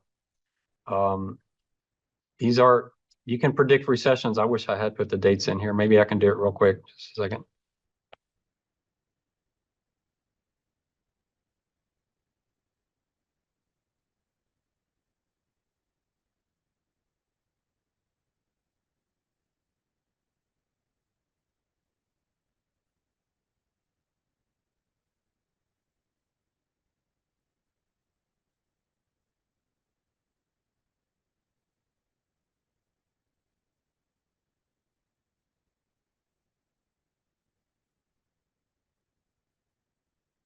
So recession, recession, recession,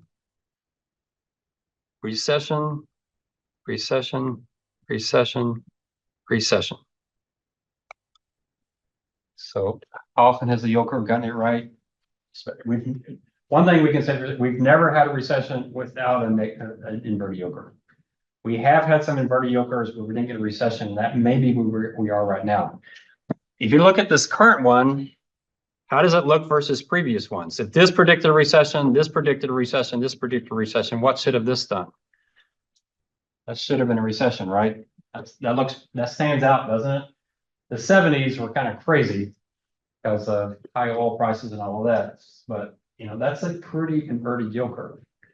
And we're still pretty inverted. We're not as inverted as we were in 2023, but we're still pretty inverted. You could definitely put something like this in your paper one if you wanted to. It's not required on the rubric, but you definitely could if you wanted to, because it's insightful. We're not as negatively sloped as we were, but we're still more negatively sloped than we were the past three recessions or past four recessions. So the market's telling you something.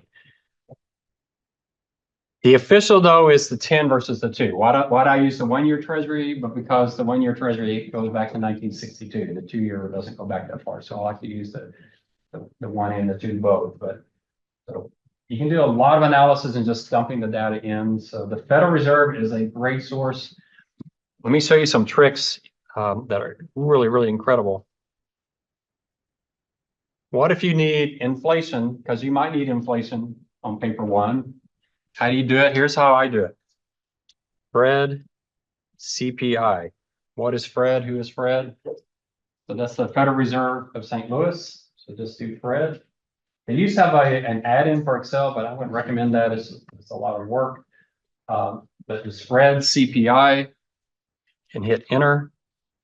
And there it is. You got to pick which one you want, usually the first one. And there you have it. You can edit it. I like to do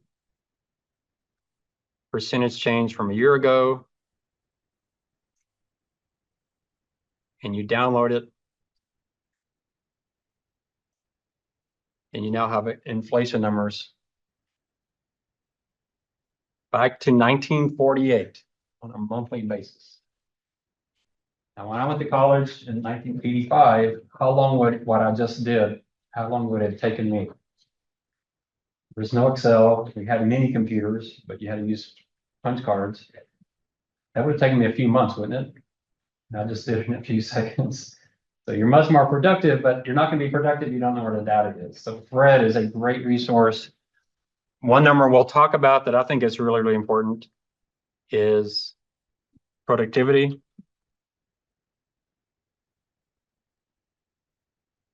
Could spell it.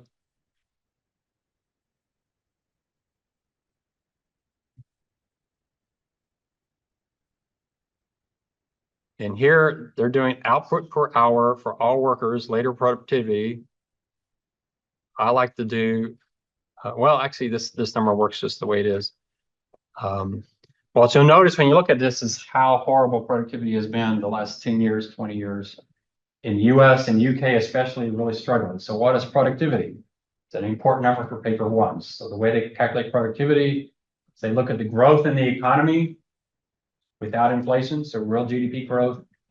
They look at the growth and how many hours we work, and they compare them. The economy grew 3%, but we work 2% more hours, then productivity is 1%. We got an extra 1% out of that extra work. If the economy grows 3%, but we increase our hours 4%, productivity is a -1. And we're going to talk quite a bit about this when we talk about stocks, because productivity is really, really critical for stocks, because it's what drives economies. Productivity is the single most important number. Your wealth the next 50 years will be heavily dependent on US productivity. So you hope that number is high. President Obama, when his last year in office, he wrote an article in The Economist, and they asked him, what's your biggest disappointment in your president? And this is what he said it was. It was the low productivity during his time in office. And he talked about how he could fix it with education or training or whatever. Productivity is really low. And it seems amazing, doesn't it? We'll talk more about this with the internet and with AI and robotics. How can we be so much less productive today than we were in the 50s and 60s?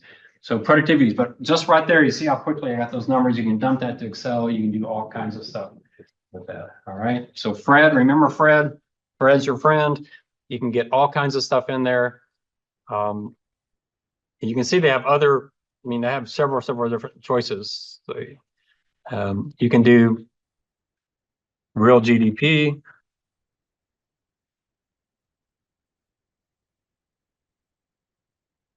But then look at what you want. So in GDP, we usually talk about, oops, I don't want to do that. We usually talk about the percentage change. But this may not match what they report.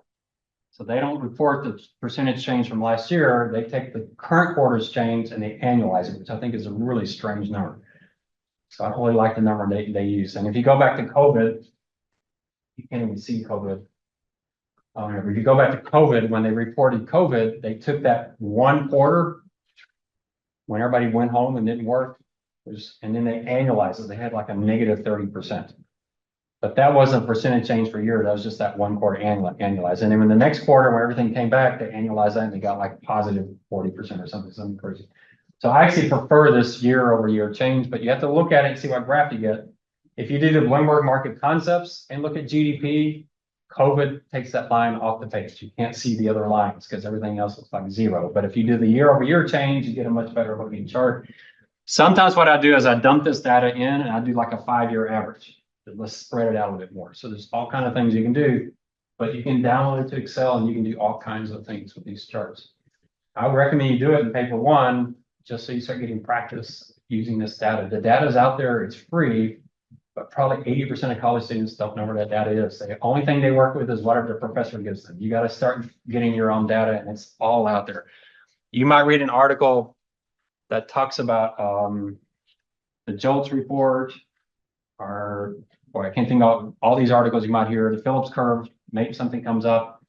You may want to pull that data and just see what's going on, maybe get a bigger context for it. You're going to be doing the jobs report, right, for your paper one. You can do Fred and jobs. And there it is right there.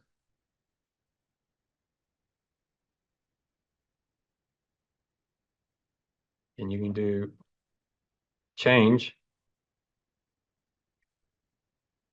Do you see COVID in there anywhere? See what COVID does to your charts. I forget what that number was. I mean, that's crazy, right? What's that number? Negative 20 million. So what do you do with something like that? That's probably not gonna be a good chart to put in your paper. But you could just take the last 3 years and show what jobs have been doing. And there's things you can do to make these charts work, but just like that, you have all this data. You might know what all these gray bars are. Any guesses on those? Those are recessions. So it's hard to get those gray bars if you dump into Excel. So you can in your paper, if you like one of these charts, you can just take a picture of the Fred chart, leave Fred in the chart so you know it's from Federal Reserve, and you can take that picture and put it into your paper. That one wouldn't work too well, but you certainly could. You could do, if you wanted to, don't do the change. Just do this. If you want to show that we've recovered from COVID, that chart would definitely show that. That would certainly help. But yeah, COVID stands out more than anything else. In 2008, a little bit, but 2008 is not, we've never seen anything like that before. It's pretty scary, right? You're working for Delta and your revenues drop 80%. All of a sudden, that's pretty scary for a lot of companies. And so COVID was pretty unusual. What do you think they're going to do next pandemic? Next pandemic might kill us all, right? Because people are like, we're not doing that again. We're not staying at home and then we'll all die on the streets. These are tough decisions. Who knows? And they're talking about a new pandemic now coming out of some regions where, people are flying around and spreading it. So we'll see. It's gonna be an interesting future. But COVID definitely stands out. But you can, if you want to just make the point, we're X number of jobs beyond where we were when COVID hit. That can be useful. All right.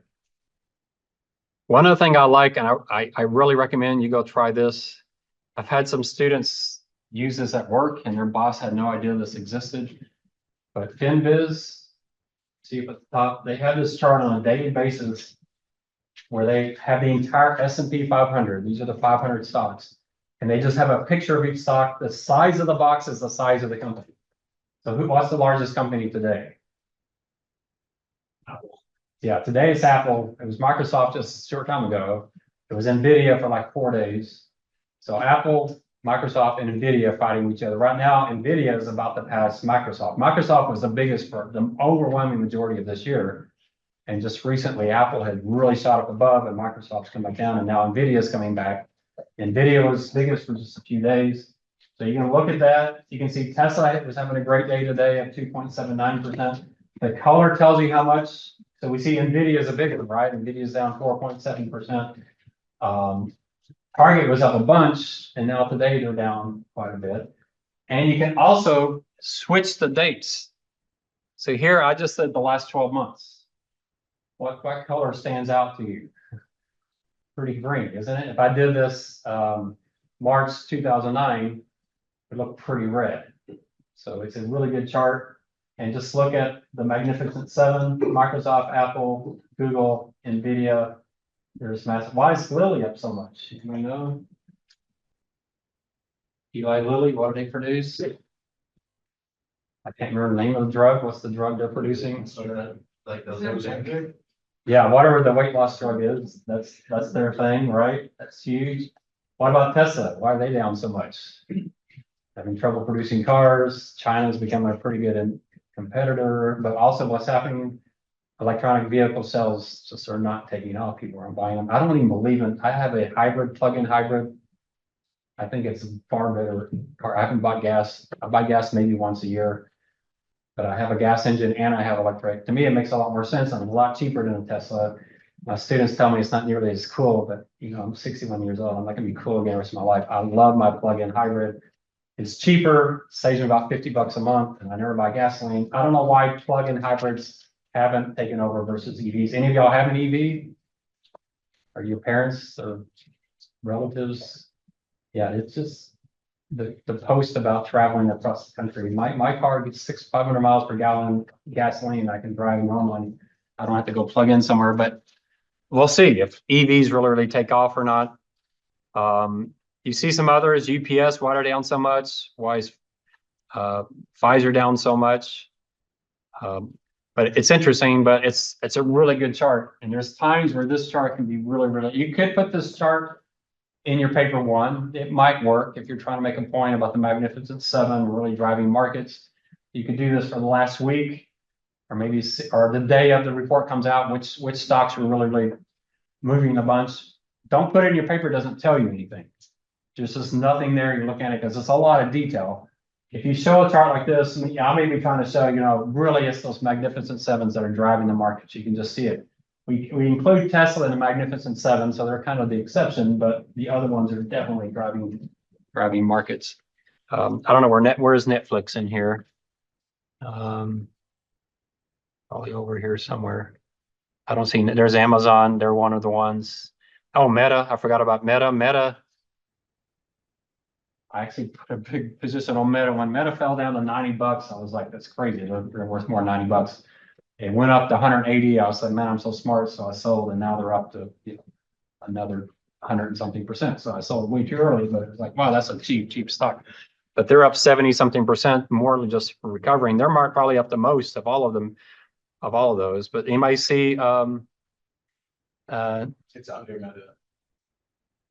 there it is, up 62%. Netflix is doing pretty well. So you see them of the Magnificent Seven, all but one. It's really killed it these last. I did a chart where I did the S&P rise, but I separated between the Magnificent Seven, everybody else. And the S&P without Magnificent Seven is kind of flat.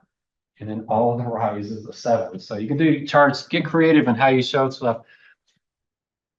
This is how you win points with your boss. So in your first job, your whole focus is to make your boss look like a genius. You just focus on that. You're not trying to get someone else's job or stabbing in the back. You're just make my boss look like a genius. If you do that, you're going to do great. So you're thinking, how can I give my boss something that they can look smart to their boss? And so this is a chart that can do that. It's a really good chart. They built it for you. It's a really cool looking chart. So, all right. Any questions on all of that? So on Tuesday, we'll have our first team question, and it's going to be, I'm going to give you some of these pictures, and I want you to write in words, what did the market see? That's how you got to do it. Without any open notes, just off the top of your head. So that's it. That's the first team question. Okay. Questions on that? I might do it individually versus as a team. We'll see. So I can kind of see who's, because maybe one team member knows it all and the others are just sitting there letting them write. So we'll see. I might ask you each individually produce it, put your team number on it. And you can't cheat and say, I don't know the answer, so I'll put another team number on it. You got to put your actual team number on it. We might do that, but be ready either way. Make sure your team's ready. One thing on the team competitions, I remember there's one woman in my class. She figured out that she just came prepared for the team competition. Her team was going to win. So her team went from like last place in the first couple of weeks, and then suddenly they were winning every single week, and her team won just because she came in prepared. She's like, I don't care about the rest of my team. I'm coming prepared. And you're going to know what's going to be in the team competition. So if you prepare, your team can easily win just by coming in ready. So we have our first competition. All right. So let's get into exam question one. Exam one, question one. So let's talk. I want to talk high level on this so you see where we're going.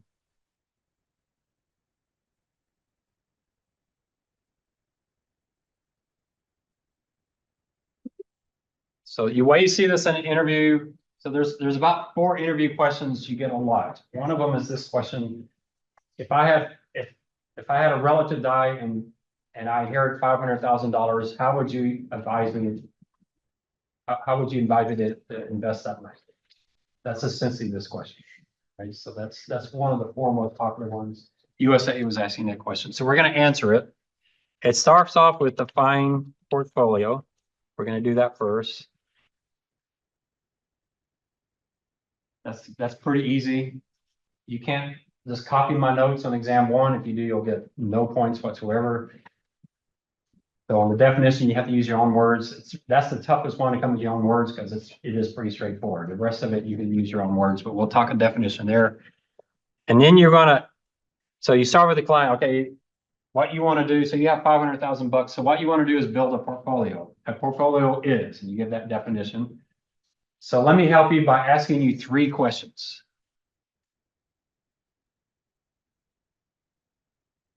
So we're going to do these 3 questions. Why are you investing? And what can you invest? And how are you going to execute? Those are 3 questions. Why are you investing? That's so critically important question. I was at some event, I can't remember what it was, like one of the people I used to work with, he comes up to me and introduces me to his wife and says, Ron was head of equity, and he's the investment guy. And the first thing she says is, should I buy gold? It's like, should you buy gold? I don't know, why are you buying it? You buying it to buy groceries tomorrow, or are you buying it to invest for your retirement? Why would you buy gold? I can't answer the question. Someone's asked me, should I buy gold? I don't know what gold's gonna do anyway, but should I buy gold? Gold just hit another record this week. It's up pretty expensive because the dollar keeps weakening. Yeah, you could buy gold, but I can't answer her question until I know why she's buying anything. So the most obvious one is probably retirement. Most people have a retirement plan. When you get into your first job, you're gonna have a 401k plan. Why are you investing? Probably for retirement. Okay. So we're gonna talk about that. One thing is gonna be in your answer is the concept of horizon. Are you saving for 40 years out? Or are you saving for next week? That's the single most important part of the why. We'll get into it in more detail. I'm just giving you a high level there. The what is asset classes. And we're going to spend most of our time on asset classes. What is a small cap value stock? What is an emerging market stock? What is a mortgage-backed security and other asset-backed securities? What are high yield bonds? We're going to go through those and talk about those. I'm going to show you how we're going to address those. And the how is really not on this exam, so you're going to hit how pretty quickly on this exam. We're going to spend, after exam 1, we're going to spend a lot of the rest of the semester on the how. So the how is about execution. And there's actually 3 questions under the how that you have to ask as far as your tactical, your passive, active. What is your kind of long-term strategic portfolio? But there's a few questions asked under there, but that's going to be pretty high level. We're going to spend most of our time on the asset classes. We're going to do a bunch of them.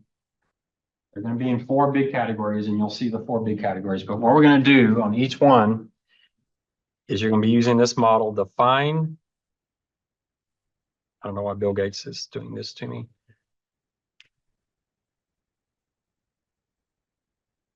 Are there any subcategories in strategy?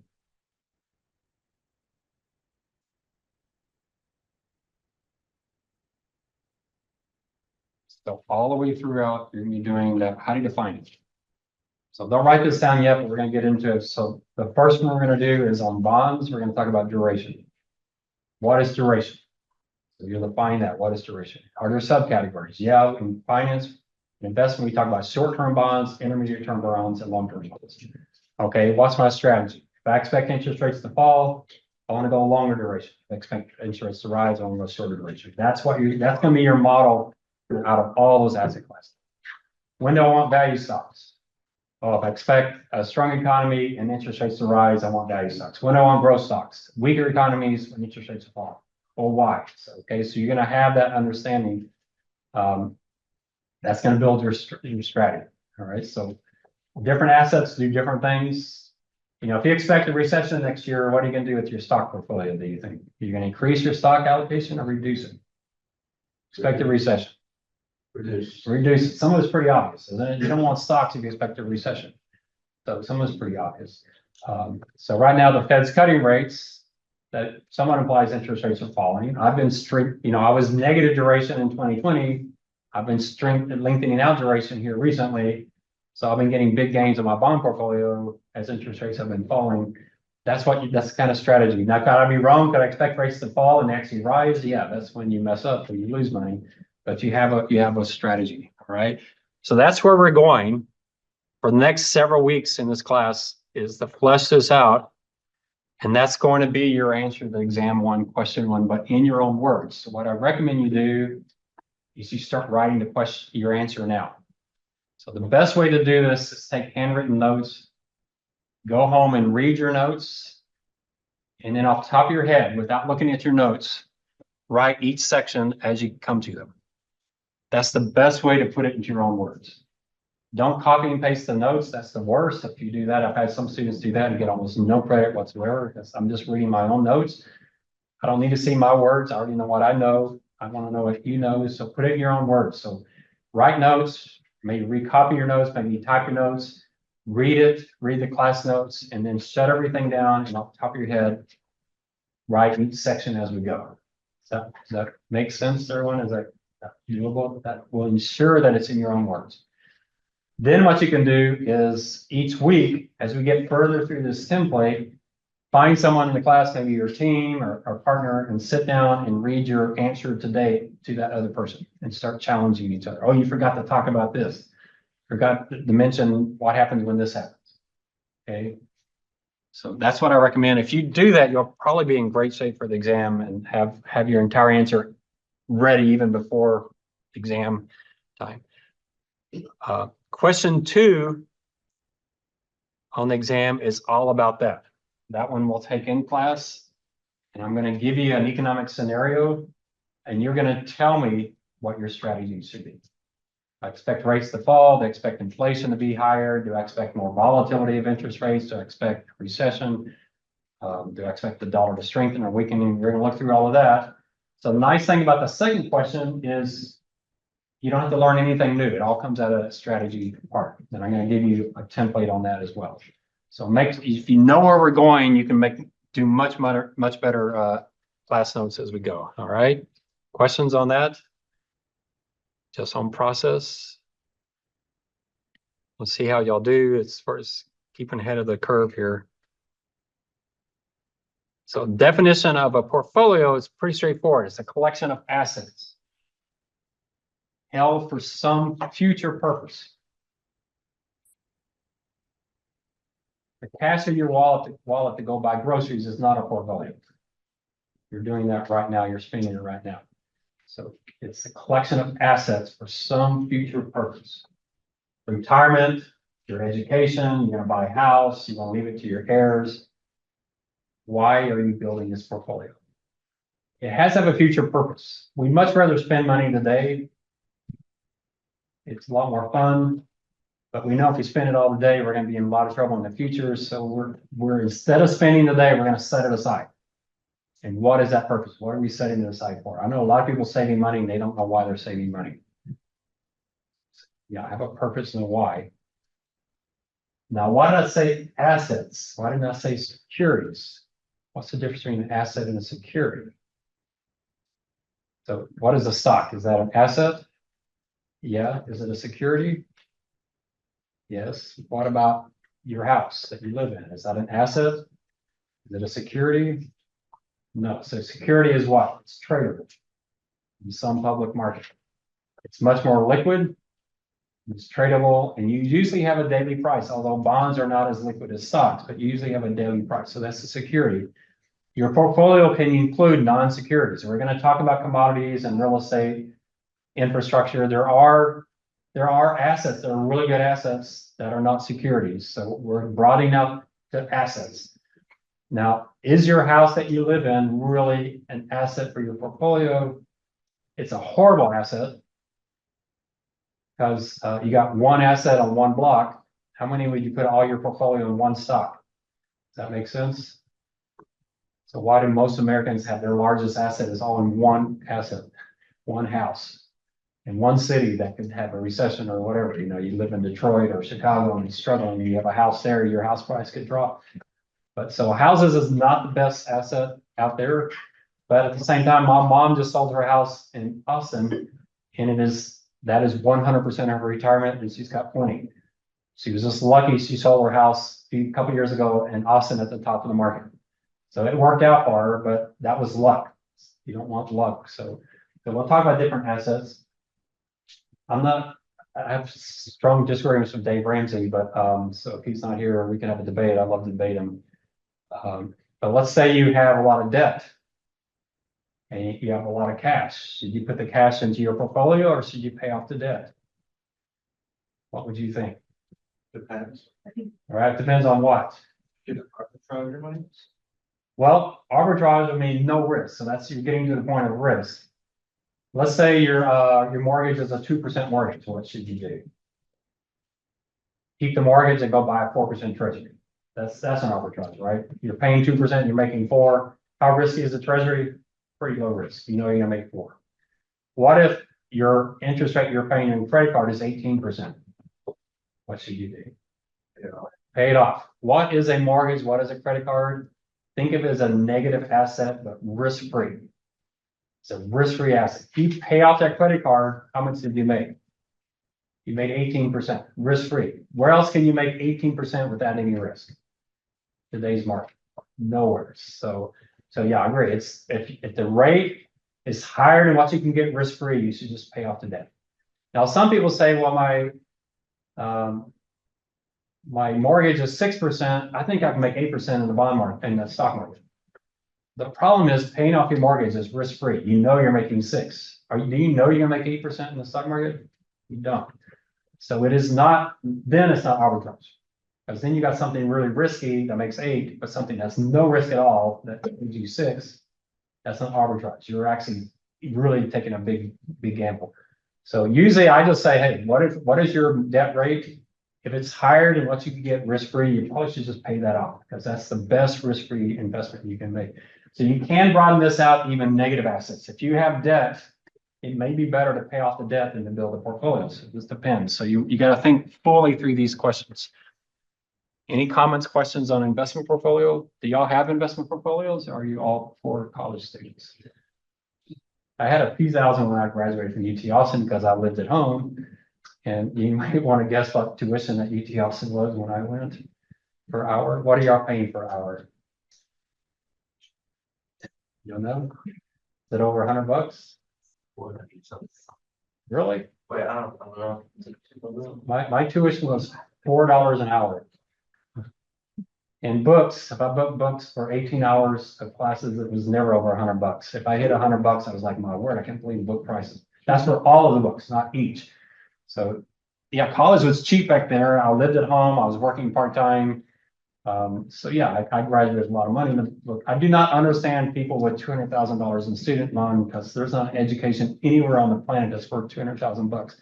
I don't understand that, but so yeah, so think about what you're doing on the debt side. I disagree with Ramsey when he says pay off the smallest debt first. You always pay off the highest interest rate first, 100% of the time. I don't care if it's a $200 credit card, if it's charging 18%, pay off that off. But I also don't like his idea of putting cash in envelopes for your expense, because I just imagine there's thieves following Dave Ramsey's people home, and so they can steal all their money in the envelopes. So he says some things I don't particularly agree with. All right, let's get to these questions. The why. We'll just hit on the why. The why is my favorite question. So this is my career right here. So I tell people in finance, I know a whole lot about very little, and that's really what you're going to do in finance. We specialize. So my specialty in finance is balance sheet immunization, and that's what this is all about. One of the reasons I retired when I did, because I had mutual funds, because I lost this. So balance sheet immunization, you start with a liability. And then you analyze that liability backwards and forwards before you buy your assets. You're trying to figure out what drives this liability. What does this liability do when interest rates fall? What does it do when we go into recession? What does it do when inflation hits? You start with that so you know which assets to buy. When I was running mutual funds, all I had was assets. I didn't have a liability. So it's like, who knows? I'm just investing. Hopefully it all works out. So that was my thing. I worked with a life insurance company, looked at their assets, their liabilities. They have actuaries that are really, really smart people. I worked on the property and casualty company. They had liabilities that were much more difficult to understand, much more inflation sensitive. I did our pension plan. And there we were very precise on that. We were the only pension plan in the entire United States that made money in 08. It tripled their surplus when every other plan went negative because we had that idea of We're going to invest based on what the liability does. So it's called balance sheet immunization. It's called asset liability management. If you take my risk class, next semester, we do a balance immunization problem in class for a bank to show you how to use interest rate swaps to immunize a bank balance sheet. It's really cool stuff. I love it. It's a lot of fun. So that's my expertise. So I can talk about that for hours and hours and hours. And that's what this is. What is that liability? What drives it? Why does it go up? Why does it come down? That is the why. Why are you investing? You always start with that question. So when someone says, I got 500,000 bucks, well, what are you going to use it for? Well, we want to buy a house here in about 6 months. Oh, okay. So your horizon 6 months. Okay. I'm not going to put you 100% in stocks. I'm not going to buy real estate because that's what you're going to buy is real estate. I'll probably put you in some short-term bonds and just let it sit there and accumulate, especially now with interest rates higher, we can make some money on that. I'm using it for retirement. Well, now the awkward question is, well, how old are you? You may not want to ask it like that. You might ask, when do you expect to start drawing on the portfolio? Oh, well, I'm 50, but I'm hoping to retire at 62. Oh, okay. So 12 years, we can put some stocks in your portfolio, but we can't go wild. Or I'm 20 years old. I'll probably work till I'm 70. Okay, we can probably put the entire thing in the stock market. You know, that's the kind of thing that horizon, you see the word horizon up there? Right here. That's the single most important word when it comes to the why. What is your time period? But you do ask those other questions. I start with, how do interest rates affect your liability? Inflation, recessions, how do we look at those? In a pension plan, interest rates are huge for a pension plan. When interest rates fall, pension plan liabilities can rocket 15, 20, 30%. They're very, very sensitive to interest rates. So guess what I put on the other side of the pension plan in the assets? I found assets that shoot up in price when interest rates fall. And that's why we did so well in 08. Our pension liability didn't shoot up as much as we expected, but our assets shot up because we had assets that shot up when interest rates fell. So I was really worried about interest rates. It's also sensitive to inflation because it pays the cost of living adjustment. How to adjust for that inflation risk. All right, you'll see how important that is. You start with, why are you investing? So for most people, for retirement, it's the horizon. When are you going to retire? Now you might ask them, well, you're going to retire in 20 years, so we can build a portfolio that's fund your retirement, but did you want to leave some for your heirs? That's the case when we have to invest differently. That's like the guy who's working here in San Antonio. He's got tens of millions of dollars.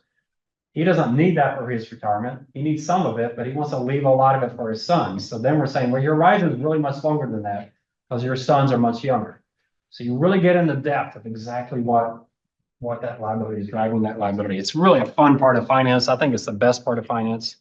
Do we have any actual science features in here? Don't usually in this class. So life insurance industry, they're the kings of this. They do this better than anybody else. So why is your portfolio exist, or why are you creating it? And you're usually talking about a liability. What is a liability? It's some future cash outflow. So your retirement, you're going to have to pay all of your bills in retirement without a salary from a job. So that's an outflow. If you got college for your kids are 2 years old. So in 16 years, you're going to be paying college. That's a liability you're going to have to pay off in 16 years. So what drives it? For retirement plans, it's inflation, it's longevity, right? How long are you going to live? I helped one woman on hers, and she was pretty good health. And she didn't have enough to retire, but she wanted to retire early. And her thought was, I just won't live very long. I said, that's not a good plan. Because she was in pretty good health. But she says, yeah, because she didn't want to have to make the sacrifices because she hated her job so much. Like, yeah, I mean, if you do that, I mean, hopefully you'll get sick and die. Maybe I guess that's your plan, but it doesn't sound like a good plan to me. The longevity and then interest rates. It's hard talking. I talk in my risk class why interest rates are so critically important to most liabilities. It really has to do with the investment horizon, what you can really earn over the next 30 years. But you know, any liability is a future cash flow. When discount rates fall, the liability rises. And interest rates are the biggest input to that discount rate. So most liabilities, when rates fall, those liabilities must read, especially pension plans, they just must read. Oh, we're out of time. All right. Right? Are we out of time? Oh, we're over time. Sorry. Okay. So you know your teams. If y'all want to, I'll put the teams out there. If y'all want to connect with each other on campus, y'all can do that. If y'all preparing, but you know the Tuesday team question, everybody. So be ready for it.